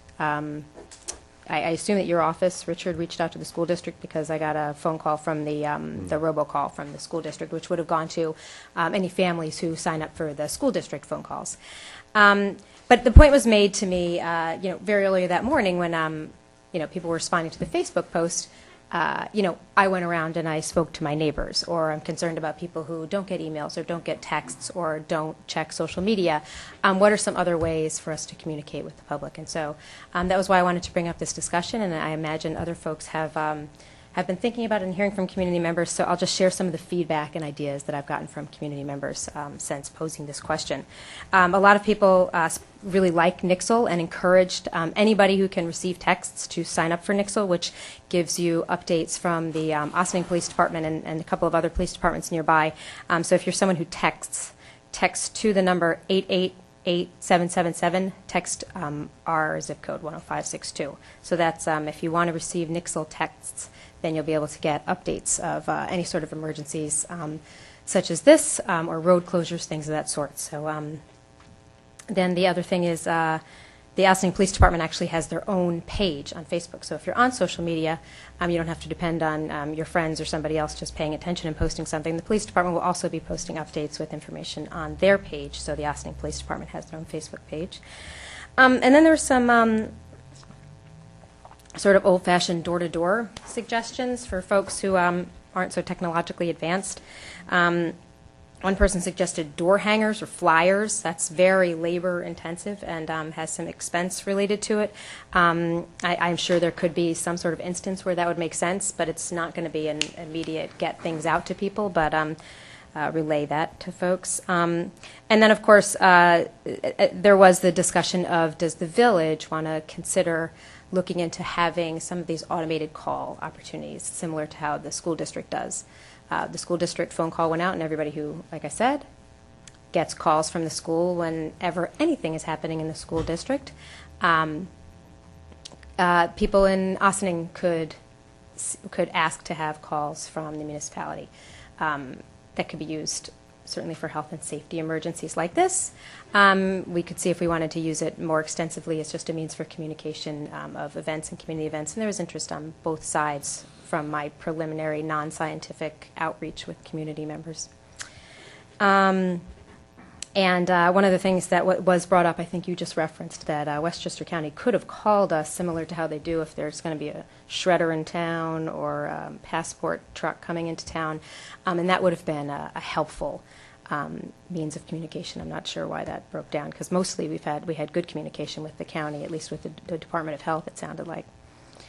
We have in past had reverse 911 calls from the county. It's from the county. Mm-hmm. And I can remember one instance where we had a water main break right next to AMD on that road there, where we waited forever for a reverse 911 call. And they kept saying, yeah, we're doing it. They didn't. But they But that is really the fastest way to get to everybody. So the capability is there, but the communication isn't really, Right. the partnership I don't isn't know that working. the village has the, Do we Yeah, have, do we have the that's true. capacity for that? no, I don't know, that's what I was about to say. Sure. I don't- Okay. Some of the other existing avenues that we have in the community that were suggested, we had it up on the village website, the town had it up on their website. We could also potentially reach out to the library, maybe they could put notification on their website, or the Ossining School District, which I know we did collaborate with the school district, but it could be up on their website, or contacts for other community organizations, whether it's social organizations like the Lions Club or the Rotary, or it could be some of the seniors programming, or even children's daycare, or the day camps, which we certainly have a close relationship with. I was aware that my children who were at Ryder Park Camp had a lot of bottled water delivered to them that day so that there was fresh, clean water for the kids to drink. But it would have been perhaps an opportunity to have notification as the parents are dropping off children. There's just another point of contact with community members. And then anytime we put out any sort of notification, to include an encouragement for people to pass this along, just even using the tagline, pass this around, please share, tell a neighbor. Then we also have our Welcome to Ossining signs at every road where we enter and exit. Usually we're talking about an upcoming concert or fun event, but we could also use that as an information board for folks if we just get out there as soon as I think the guys from the rec department will go out there with the fresh letters and manually update that. That might be another avenue for communication for drivers. And then there could be more potentially coordinated outreach. Some communities have programs like Adopt a Senior to work with some of the senior programs. We always encourage people to check on your neighbors, see if anyone elderly needs help, if there's bad weather or something going on, but to have more of a coordinated effort, maybe working with some of the Golden Ages groups or some of the senior programs in the area. And then really, really old school, and I don't know that we would have wanted to do this for at the crack of dawn for a water emergency, but have the police drive through the streets with their megaphone, alerting people. So those were some of the, that's a pretty comprehensive list of what was shared with me. I know some of the ones that jump out at me, that some of those are low-hanging fruit. It's just a matter of, can we have a more comprehensive list of the heads of organizations that can then reach out to their members. That seems like something that's, incredibly inexpensive or free. It's just a little bit of man hours to put that together. Something that might actually cost money, but we could find great benefit to for a number of more effective communication would be if we wanted to consider doing some sort of automated call service that people could sign up for. I know it is very effective. Parents in the school district, I asked specifically, do you just cringe at the idea of getting more robocalls? Because we get calls about the schools frequently. But most people still said they do find that a very effective way to get information. And that does also reach a population in our community that doesn't have access to computers or cell phones. Okay, great. So one of the things I wanted to reiterate was at the time of the actual event, which the publication notice was finalized at 2 o'clock in the morning, the representation was made to the village that the county would be contacted all of the affected parties by phone. So in fact, that did not happen. So in this particular instance, if that had happened, that might have addressed it. We do sometimes use the, hanging on the doorknob, or we go door to door in the event of a local, urgency, like if your water's going to be turned on a particular street. It's probably not practical to do that on the scope that you're talking about. In the meantime, Christina and Lieutenant Slater have been looking into the other possible options in terms of robocall opportunities, costs, or whatever. They're investigating a number of providers. I know Danny Slater was working, waiting to hear back from one or two. One of the ones that they did come up with was Nixle, actually. But the only problem with it is, which I see, is that it only goes to landlines. They don't have the approval to go to cell phones. So What, from a lot of Nixle? Nixle, yeah, But a lot of them. That's ironic. Yeah. It works on cell phones. But I You get, get on the I, cell No, phone, it's in other- phone calls that you can't get. The I'm saying robocall. Yeah, Robocall, I know, because but that's what I'm Nixle saying comes is to the like- cell phone. No, Nixle Weird. has the option to do robocalls, but they only have the ability to go To to the web. landlines. Obviously, if you sign up for it, they can call you whatever But line you that give covers them. it though, because if you got Nixel, and if you have access to texting, you'll get it there. If you don't, well then you'll get it on your landline. So there's only two kinds of phones. There's cell phones and landlines. Right now. Well, today, yes. At any And rate- when they invent something else, well then somebody else. It's one When, option. when everybody's getting an Yeah. implant, I just know that a lot of people coming in are not getting landlines anymore when you set up right, new they have cell phones, households. so they Right. get the Nixel. Only if they sign up for it. Well, yeah, Right, and, but and This maybe is- that's, maybe that's the conversation is, maybe we need to encourage, maybe we just need to put the word out that. Maybe I mean, Nixle everybody's is the got a cell one. phone. Right. So it just seems like if you have a cell phone and you want to know, That's a probably a lot good of, idea. I understand, there are folks that don't have that stuff. And I guess, let me just back up on Well, let me just finish with this Okay, go piece, ahead. and then I'll turn it back to you. So Nixle has such a program, and I think one of the things that you're talking about, which I think is very important, if you're going to do anything like a robocall, you really need to be geographically specific. So this, affected only certain sections of the village and the town. You don't want a call going village-wide to alarm people to a situation that doesn't really exist. Nixle does provide for that, for example, so Good. they do have geographic and map related. The problem that I see, again, there's two of them actually.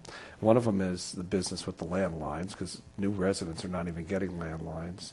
And the second thing is it's $6,500 a year for the first year, and then it's $6,000 a year. So that's just one program that they were able to turn up, in short order. But, we'll look for a couple more and see what we can come up with.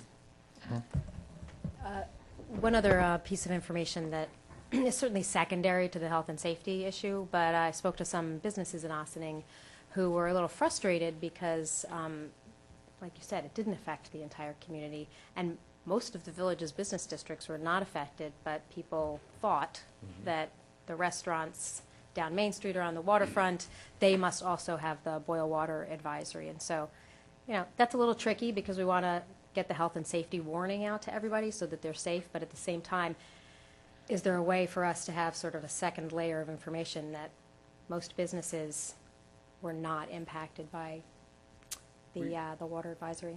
We do have our ICS emergency book. I don't know what we're calling that, but it's a pretty complex book with lists of names and phone numbers and whatever. Maybe we could at least robocall all of the people, all the churches, all the health providers, whatever in the community that again would be geographically designated. Because that we have, and we need to update it because all the churches are changing hands. It's like dominoes. Got two things. GoTV. People can go to GoTV, and we can let people know through the web blast and whatnot that information is a point of contact that we could have used. Better relationship with News 12, particularly for the crawls that go across the bottom of News 12. Because even though their news repeats every 20 minutes, the crawls can be updated at any time. Okay, and that would help. Every 20 minutes for 6 hours, so we get the same report over and over again. Which is a problem. But even with the crawl at the bottom, if you're only listening to it, you're not paying attention to that crawl. Not everybody. That's right. Yeah, I know. Well, and there are things. That's why we have to have multiple points. The other thing we need is a single point of contact for what information goes out. Christina did a really good job, but a lot of people, elected officials, other people, put out information on their own, and some of that information was misinformation. And I got screaming phone calls because for some reason I'm flypaper for freaks. I get the screaming phone calls. That's what happens. Every trustee has their constituents, and mine are the people who scream. And so I had someone say, "Well, I didn't get the information until after I brushed my teeth and after I made my tea." And what do I do? And I said, well, you're going to die. You know, but it's okay, not anytime soon, and not from this. So you'll be fine. And then I signed him up for the Nixle. You know, I actually just did it for him. I said, give me your cell phone number, and I did it. And so now Marty will get that. And you know, but that's what you do. You know, well, you just do it. But it's important for us that if there's a press release that comes out and we want to forward it, we need to forward it as is. If we change something in it or make a comment about it and it's misinformation, it creates another level of problem. So we need one point of contact that creates one document, one set of information, and that information needs to be spread verbatim, no editorializing. And I know I'm the worst offender on editorializing, so me saying that, it really is important because you don't want to give out the wrong information. So the emergencies on Nixle are either broadcast by the manager's office or the police department. And I think we can probably add the fire department to that list. Police will maintain is the really first. Right. Right.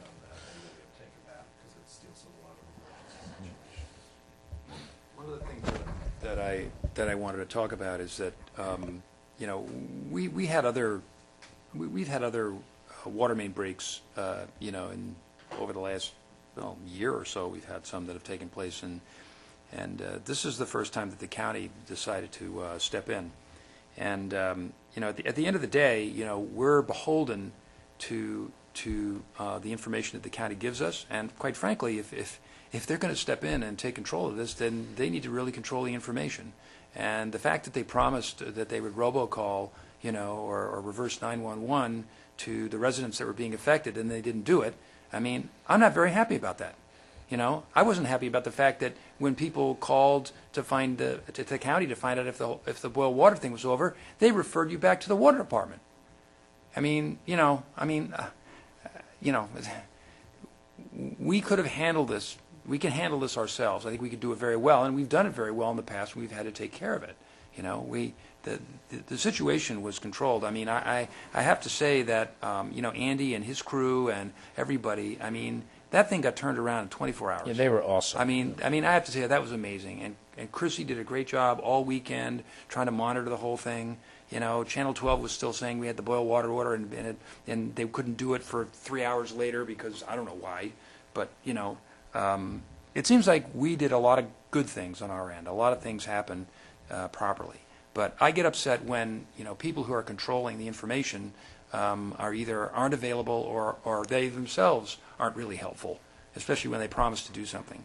So, you know, perhaps we should speak to our county legislator and just kind of say, hey, you know, listen, nobody got hurt, we got through it, but they dropped the ball. Well, if the county's going to take control of this, then take control of it. Then do it. You know, do the robocall like you said you were going to do. Control the information. You have this infrastructure to do this, so use it. So I'll just leave it at that. That was kind of my unhappiness and my takeaway from it. Is it not the case, Richard, that the county has to approve every time there's a water main break? When we turn it on and it's flowing again, they do have to approve it, but they're not in charge of the PR for it. No, but they said they would be, and then they didn't do it. Right. If you say you're going to do something, you need to do it. Say what you're going to do, then do what you say. They didn't, and we all got left holding the bag. You know, that's a problem. And so what we need to do is, and Victoria did a really good job of putting out all the options. Thank you for that. We need to implement some of those. So the next time the county says we're going to take care of it, we'll say thank you, you go ahead, but we're going to do the backup. And we need to make sure that we meet our responsibility and not rely on somebody else, which is what we did. But that said, everybody involved in the village, all the departments did an extraordinary job. The turnaround was really good. The village manager's office did a wonderful job, and I think that there are some really good best practices out of this, and we were able to, in an environment where nobody did get hurt, we were able to see where the holes are. And as everybody can see from what's going on, we will be working to fill those gaps so that the next time we're better prepared. Just in this discussion, and especially when you said it's, $6,000 a year to be able to do robocalls, I'm wondering if it's worth having a conversation with the school district about possibly doing a little teeny tiny intermunicipal agreement to be able to have access to whatever program they have right now. I mean, every principal has the ability to make their own phone call, so they must have different users that are set up. There might be an opportunity for the village government to have users set up. Any resident of the area that wants to be able to get phone calls from the municipality could sign up. And like, I get phone calls just for Park School or just for Brookside School. Just the high school gets phone calls. So maybe it could be the municipality uses phone calls. So you don't get, because you don't have high school kids, so you don't Right. get the high school Right, ones. so they already have the ability to segment who signs up. Maybe we can do an outreach from the village and yeah. piggyback on this existing robocall. And have it cost us a lot less than Contract, yeah, and we would $6,000 just a year. be- That's a great idea. Yeah, I mean, we can definitely talk about it. We have these meetings a lot, and I just met with the superintendent earlier this week. So just off the top of my head, of course, they probably don't contact anybody who doesn't have children, Right, so. right. No, yes, so no, their But existing yeah. list wouldn't work for us. We would Let's see have what to their put and program reach out to our is. community Yeah. and say, hey, would you like to sign up? You could get information about health and safety, you could get community events. It would be coming from the village manager's office. And that would be completely different people, perhaps. Okay, Yeah. let us do that. Let us talk to them and see what kind of program they have. Talk to Ray. Thanks. Good, thank you. Okay. On that note, thank you. And the last item on the agenda is trustee liaison reports, so I'll turn it over to the mayor. Okay, why don't we start with you, Bob? Well, I don't have much because unfortunately I've been under the weather, and I'm now back. So you'll get a report from me next time because I'm running on all my cylinders again. So I apologize for not having anything this evening. Oh, me now? Can I have two, I guess? One is in regards to the police department, that everybody would, I guess technology is a great tool for us, but also could be a tool of misinformation and panic a lot of people at the same time. There was a couple incidents in our area, people going into houses that they don't own at some point, and we had a meeting. I'm the liaison of the police, obviously, and we had a meeting in regards to this. And when I spoke to a couple of detectives, and actually I spoke to the chief and some of the lieutenants, they're pretty much they put up like, look, we need to send something out there to the public so they can pretty much know that the police department is acting on this. But when an investigation is in process, it's very hard for them to put anything out there because it's in process. So they put out, Lieutenant Sylvester put out something out there, pretty much a blog, saying we are investigating. Please just be patient. If you see something, say something, pretty much. But I know early this week, I think, the police department posted that they actually caught the two guys, and they were pretty much being processed and everything else. So that's something that it was very positive to see, that the police actually does every day. And they did exactly. They've been doing this Facebook pages was almost like 2 weeks, 2-3 weeks within that time period. They had someone. I'm assuming they had a lead, and they went forward. So I'm very proud of the police department here in Austin, and a lot of people that comment on it. There were very positive comments in regards to that. So I'm very happy to that they do a lot more than that, but that's their investigation. I'm not going to go into those details. The other part, I guess, not that much of our meetings, but talking again back into technology and what we were trying to do. I think next month in one of our work sessions, I've been working, and I know Pace University is coming at some point as well with a report to us. And I think after that report, I've been working with a friend of mine in an app that I have mentioned to our village manager, Richard, and I'm going to be meeting with a building department and planning department at the same time, where it will be strictly forms for them to facilitate, because there's times that a homeowner, or a contractor, or an architect, or whoever is interested just wants to look at the forms. Doesn't want to go to a website and look through the forms. They just want to see a form, the application, and what they do and who they contact. So it's pretty much an app that is based strictly on building department and planning department applications and forms. So I have a sample of that I'm still tweaking with my friend. So hopefully by the end of September we'll come in and do a small presentation and see where that takes us. I did spoke to Craig. It's a little more complicated that we have to do, but that's something that we can definitely work it out, and it's free because I'm paying for it. So. The app costs money. People charge for apps. I believe it or not. I mean, I was like, Manny, you kidding me? Manny, I was you like, are you're a resourceful guy. I So that's sort of like the report that I have. So. Well, in October, I think we're going to have a new fire truck.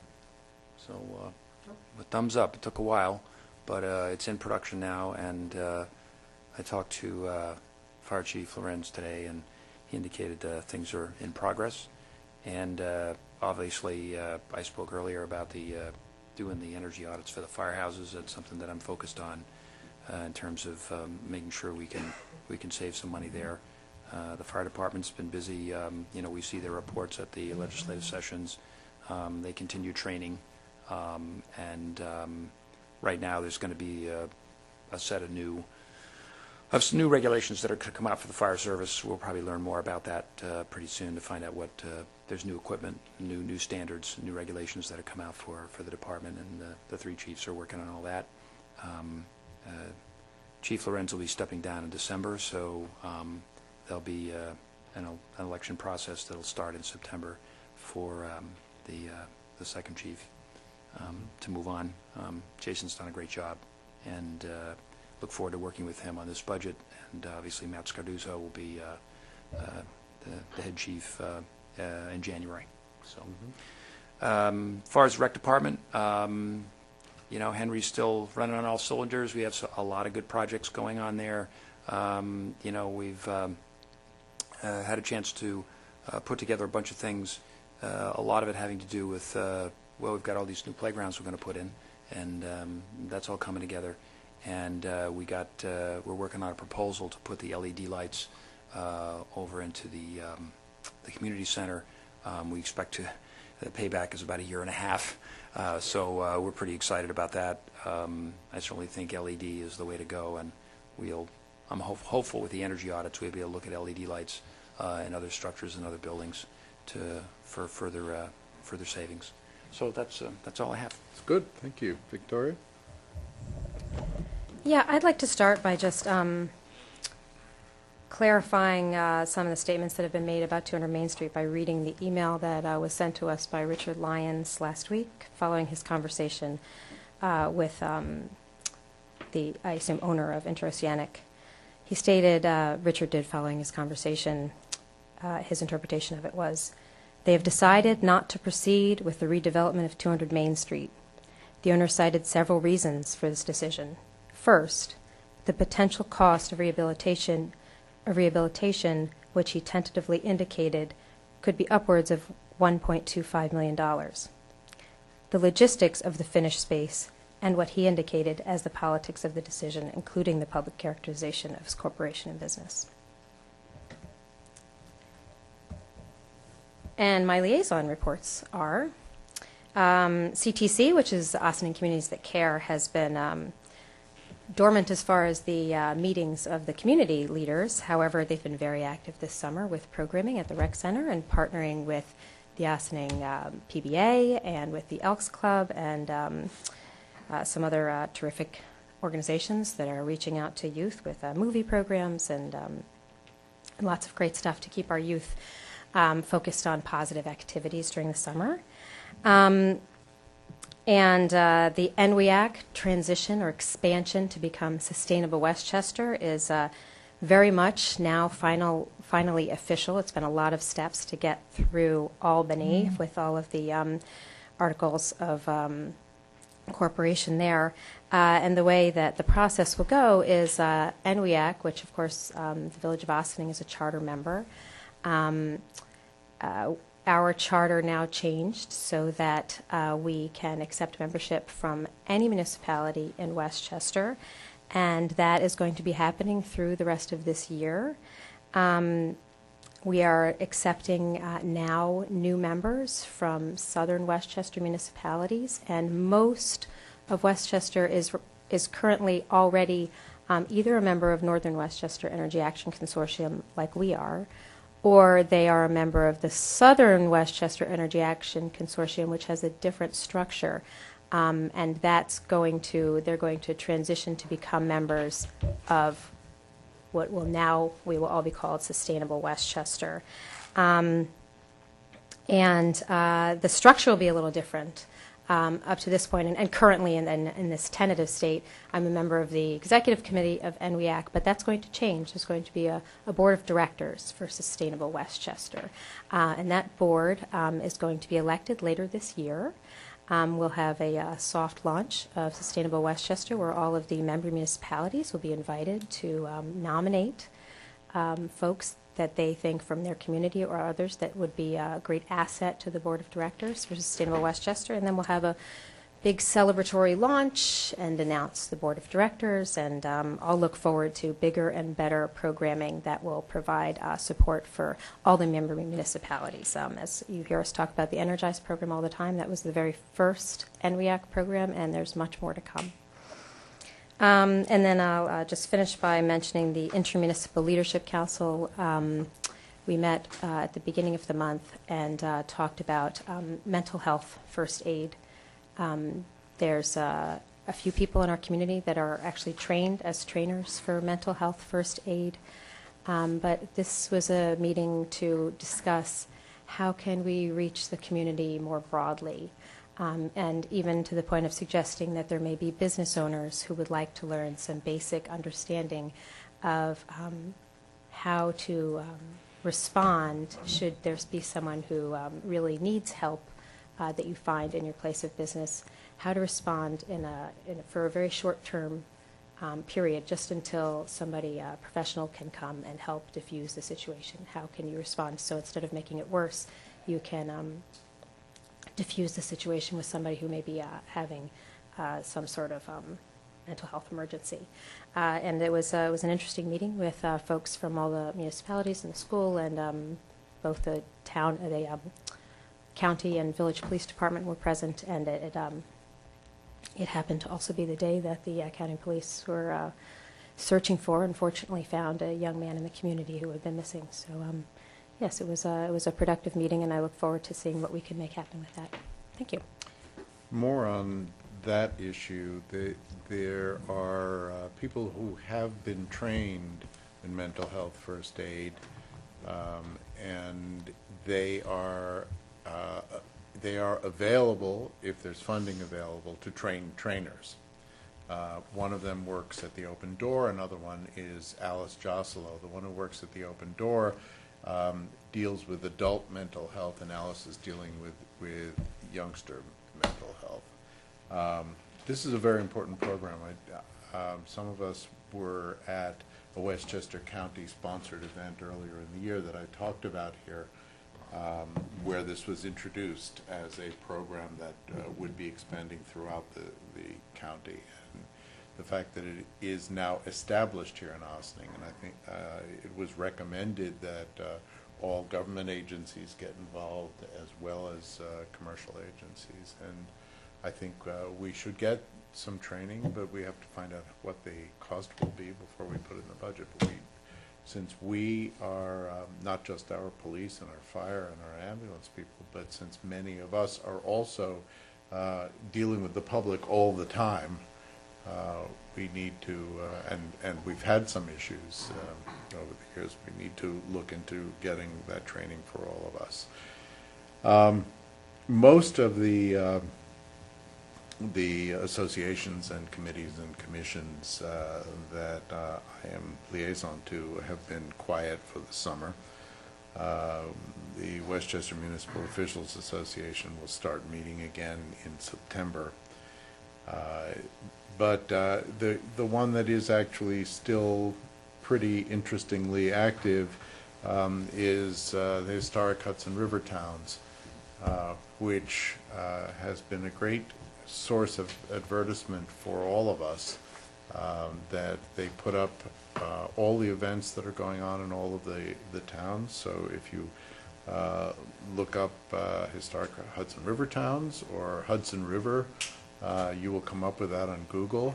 It is the highest number of hits having to do with the Hudson River. You can see what's happening not just here, but throughout the Hudson Valley. And it was HHRT that became the lead agency in applying for grants from the county. And although we have not yet received the letter, it is our belief that we are now a priority for the county. We have been notified that will be the case. So that, not for the county, but for state grants. And that's very important because we will then be able to get grants to do all of the preliminary work we need to do in order to start constructing this thing. So we need for the museum, the Sing Sing Museum, we need to revamp all of the reports that have been done before and all the studies that have been done before because they're out of date.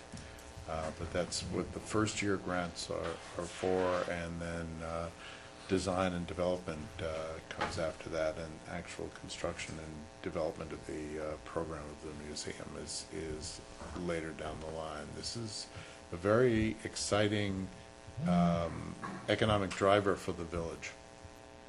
And I think we have Jerry Fiala, who is a former village manager here, and who's the executive director of HHRT, and the executive board of HHRT to thank for really pushing this through, and Nancy Gold, who's the PR person. That's it. Yeah. Before we end, since Victoria brought up and read the statement regarding 200 Main Street, I have a couple of questions to address to Richard to get into the record. Did not the folks from Oceanic call and complain that they were getting harassing phone calls and letters? Or am I wrong? They indicated that they had been bothered by phone, yeah. Yeah. Not letters, I don't Not letters. call letters. And did they mention that they were upset with the kind of press and social media that they were getting, that characterizing their business in a negative way? They indicated they were disturbed by the characterization of their business. Okay, I just wanted that in the record. Thank you. Well, can we clarify, what was their primary reason for not moving forward with 200 Main Street? I mean, I cited, I think, 4. I think of all, I think primarily would probably be the costs. Okay. Anything else? Anyone? No. Well, do we have a motion to adjourn? Yes, motion to adjourn. So moved. Second. All those in favor? Aye. Aye. This ends tonight's work session. We look forward to seeing you at the concert on Friday night at the waterfront at 7, and at the legislative session next Wednesday. How about that? Very good. Good, thank you. Good to know what day it is. Next Wednesday at 7:30 at the courthouse. Have a good week.